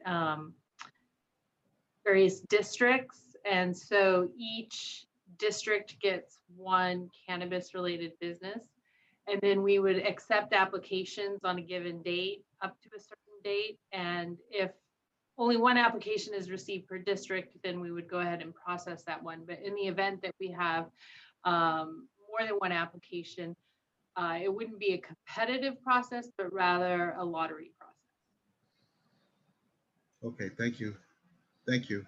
Okay, Dr. Rod, go ahead. You had something else? Yes, and then I also have, I attended the Peninsula Clean Energy meeting this past Thursday, and we talked about different issues such as the load impact between last year. They've seen a 5% decrease in total PCE load compared to the same period last year in 2019. That's due to being sheltered in place. We also talked about, we approved a purchase agreement for renewable supply with Sky River Wind. So adding wind to the portfolio for clean energy for the county. And then also there is updates on the 2020 new electric vehicle rebate program. So the 2020 new EV rebate program will offer rebates of $1,000 towards the cost of a new fully electric vehicle and $700 for a plug-in hybrid. So if you want to check out more information, you can go to this website, Penn Clean Energy. So it's PENCLEAN energy.com/new EV, NEWEV. Also, if you want to do they're also sponsoring an opportunity to experience test driving for electronic vehicles with a $200 rebate towards rental of an EV and assistance in setting up at home or at dealership test drives. So you could also find it on the websites at PENCLEANENERGY.com. So PennCleanEnergy.com/EV test drive. And that's all my committee reports for this period. Thank you, Dr. Rod. You forgot one. And I actually look forward to hearing your report on PCE. Matter of fact, I'm cheating a little bit because I got my notice right here. And it says they will offer a $200 rebate for renting an EV. Wow. Oh, yes. So, and so for everyone, don't forget that rebate is good if you purchase by December 31st. December 31st. Correct, so it's only, yes. So just want to give everyone a heads up. Be careful what you wish for. That's a hint. Okay. All right. Thank you, Dr. Rod. Any other? Thank you, Mayor. Sure. Any other committee reports? Yes, Mr. Mayor, please. Yes. Councilmember DiGiovanni. Yes, I'd like to report that we had a commute.org meeting. And one of the biggest takeaways from this meeting was that a lot of focus used to be before the COVID was on tech jobs, tech people, moving them around. So there's been a big switch and there's been a great consensus among our cities and our county that we focus on the essential workers and that we focus on getting them around, and also the ones that have not lost their jobs, how to get them going so where they can have accessibility for them to get to and from using the free shuttles. People don't realize on commute.org, these shuttles are free. So they're going to put some signage on the outside of the shuttles. It was suggested by one of our city colleagues and council members. So they're going to work on that part. And also the fact that they're going to also look into equity when it comes to e-bikes, because they feel like that's going to be a switch as well to try to keep people off the road. But yet they're expensive for a lot of people, especially in our city and East Palo Alto and other areas. So they're going to offer, they don't know the amount yet, but it will be applicable to those with a different income bracket. And socioeconomics will be playing an economic equity focus. So the new strategic plan is going to be planned starting already, and we haven't heard it unveiled yet, but the focus again implies that the equity lens is there at commute.org with John Ford and leadership, and that will continue. So thank you very much, Mr. Mayor. Thank you, Councilmember DiGiovanni, and you just validated another thing, and I'm happy that Mr. John Ford is still there.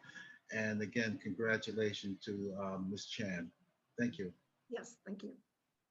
Okay, are there any other reports? Yes, Mr. Mayor. Yes, Vice Mayor, please. On November 19th, I had a BOSCA meeting, the Bay Area Water Supply Conservation Agency. And so we had a report from SFPUC.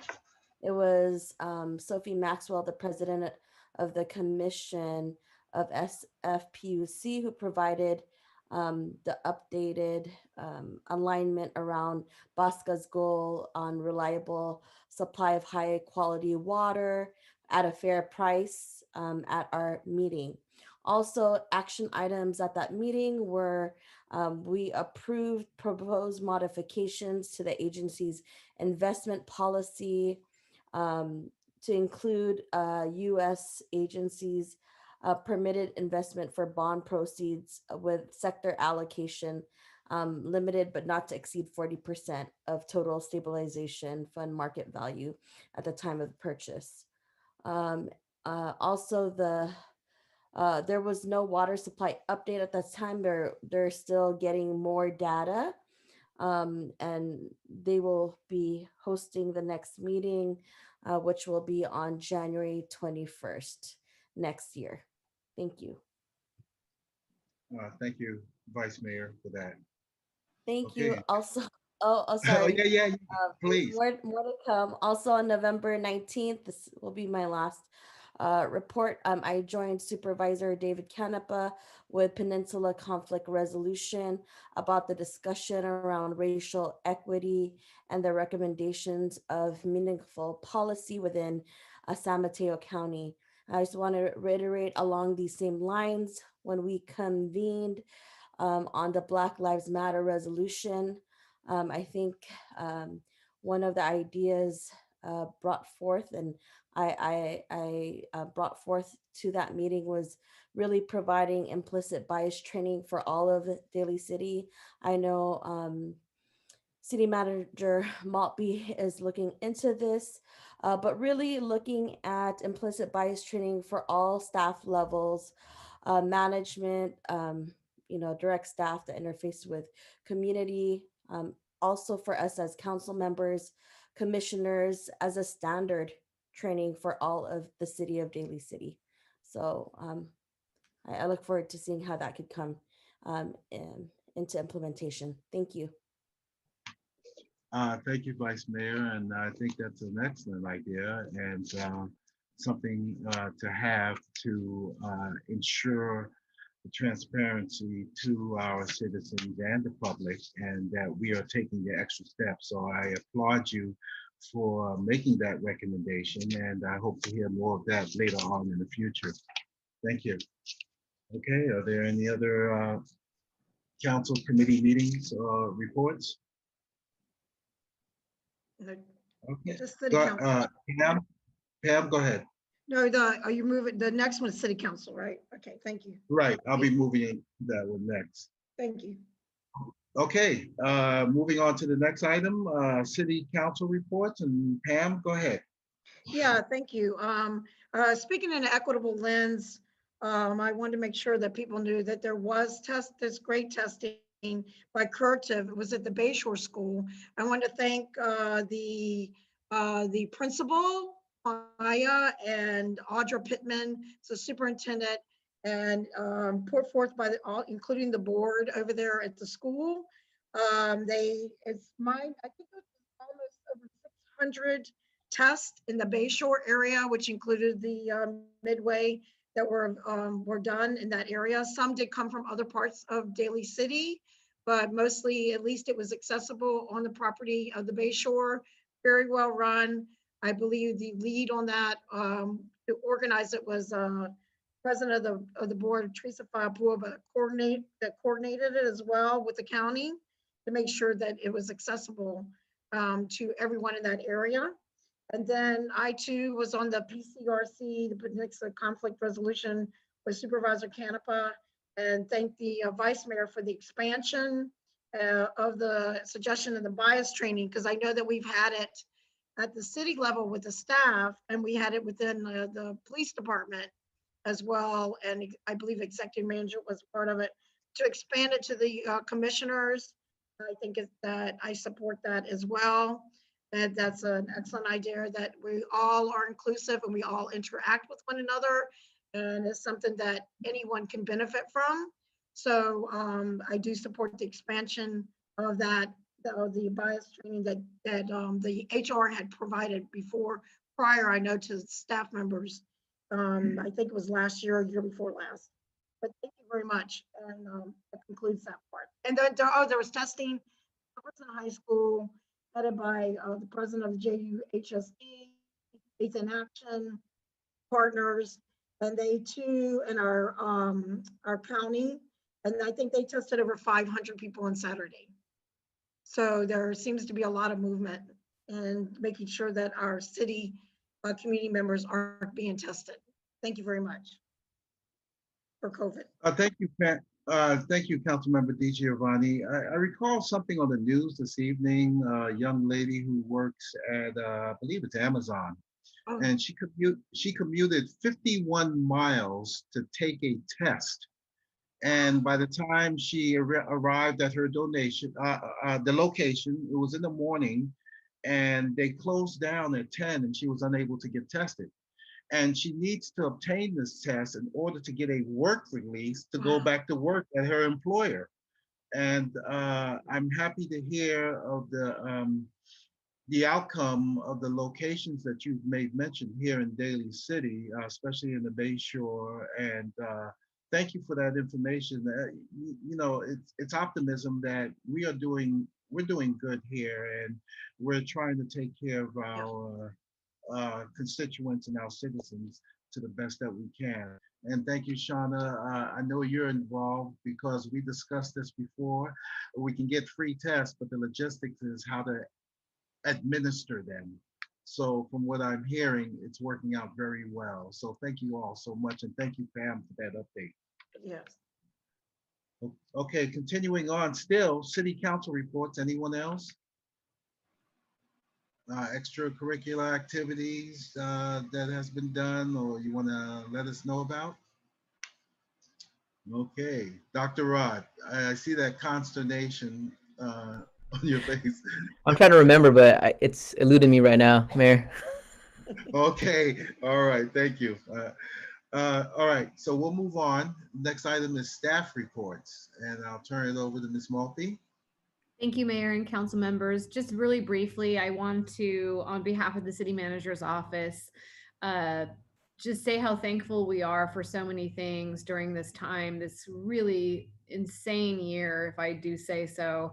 There are so many people who are struggling, and I just want to acknowledge how thankful we are to our community for staying engaged during this time, for giving us feedback and tuning into our meetings, to our workforce who their work looks so different now than it did 8 or 9 months ago, and they're working so hard at all levels. And to you, City Council, for your leadership during this time, and having to deal with some really very different issues than you had to deal with last year. Really important issues, important decisions, and we're thankful. So that was one. I think it's Thanksgiving. It's the time to recognize our blessings, and I would be remiss if I didn't put that out there. And then technical stuff. We only have one more meeting this year, council meeting, and that is December 14th. And that will also be the meeting for the city council reorganization. So I just wanted to put that on everybody's calendars. It'll look different than any other reorg we've ever seen, but it'll be festive just the same. And also tune into our social media sites for things like the Frosty Fest and the tree lighting and those kinds of things. So we'll try to make it as festive as possible. So thank you. Thank you so much, Shauna. And it really means a lot coming from you. And 2020 has been a trying year for all of us, but we appreciate your leadership. We appreciate the team you've put together, and we appreciate the staff and the entire city for what they do, because we know they had to adjust, and it's a fluid situation here, and it's constantly changing. So thank you for that validation, Shauna. You are very most appreciated by all of us as well. So thank you. All right, any other comments for Shauna before I move on? Okay, next, and the last item is the adjournment, and I'll open it up to Councilmember Di Giovanni. Thank you, Mr. Mayor. Well, let me begin by saying that the Riverside Sheriff's Association, sadly, the Julio Beltran, he was a deputy probation officer. He was only 34 years old. He passed away with COVID. So it was great sadness that he was a veteran who actually worked with youth and adults. He leaves behind a wife, a son, and his own parents. So that's such a young age. And I want to say that to his family in blue, his family he left behind, at 34 years old is too young, and he will be missed. Secondly, it is great sadness that the tragic passing of the interim Oakland Assistant Fire Chief from the Oakland Fire Department Local 55, who was only 42 years old. He passed away tragically with a cardiac arrest. He was a dedicated member of the Oakland Fire Department. He began his career graduating the Fire Academy in the year 2000. Sadly, he leaves behind 3 sons, Caden, Connor, Cooper, his wife, Sabrina, and as a matter of fact, Caden is a probationary firefighter. So to all those in our public safety, firefighter family, and first responders, those were great condolences. Thirdly, I was sent this obituary, and some of you may know her, Frances A. Dowd. She was a beloved wife, mother, grandmother, and sister. Frances A. Dowd passed away peacefully in November 2020 at the age of 83 years old. Frances was born to Cecilia and Frank Sullivan in 1937. She grew up in the Excelsior district of San Francisco, attended Epiphany School, and graduated Cathedral High School with the class of 55. Frances worked in the San Francisco Public Library, the Hamsbury, where she and her husband met, and later at Daniel Webster Elementary School Library in Daly City. That's where most of you may know her. Frances is survived by her husband, Jim Dowd, her children and their families, Christine and Michael Leong, Michael and Vicki Dowd, Jerry Dowd and Julie Prodnestein, Joe Dowd and Jean Sousa, and grandchildren Delaney Dowd, Brandon Dowd, and Cynthia Leong. Frances loved flying with her brother, skiing, tennis, knitting, and books. She and Jim enjoyed the younger years, skiing in the slopes of Lake Tahoe and Idaho. She enjoyed many summers at Lake Wildwood, playing her with her tennis. Above all, Frances was an amazing wife and mother. Frances and Jim were married for 60 years and raised 4 children together. She ran a loving household with a magical balance of discipline, love, and laughter. All who touched her or treated her with, she always greeted them with a warm smile, loving heart, and kindness, and her legendary cooking. Special thanks to the staff of Stanford Oncology and Mission Hospice. And I would like to thank Al Herpes for sending me this obituary. Rest in peace to the condolences to her family and to the community she loved. Thank you very much. Thank you, Councilmember Di Giovanni. I'd like to report the following with sadness. The first one comes by way of Tika Perla of PVRC. Cosmedino Layson Sr. And to my knowledge, he was a volunteer at PBRC for some time a few years ago. The next is Alexander Valenzuela, the daughter who I had the pleasure to work with during my career, shared a story with me. On the date of his passing, a garbage truck where she lives backed into the deck of where she resides. And when she went out to get the driver's name, you can imagine how she felt when the driver's name was the same name as her dad. So I'm sure that was really an experience for her. But Mr. Alexander Valenzuela. And lastly, I'd like to report the passing of Miss Eleanor Woolard.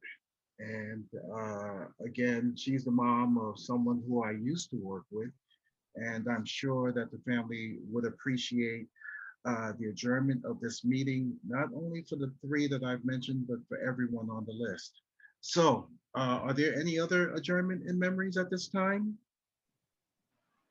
Okay, hearing none, I would like to pause for a brief moment of silence, please.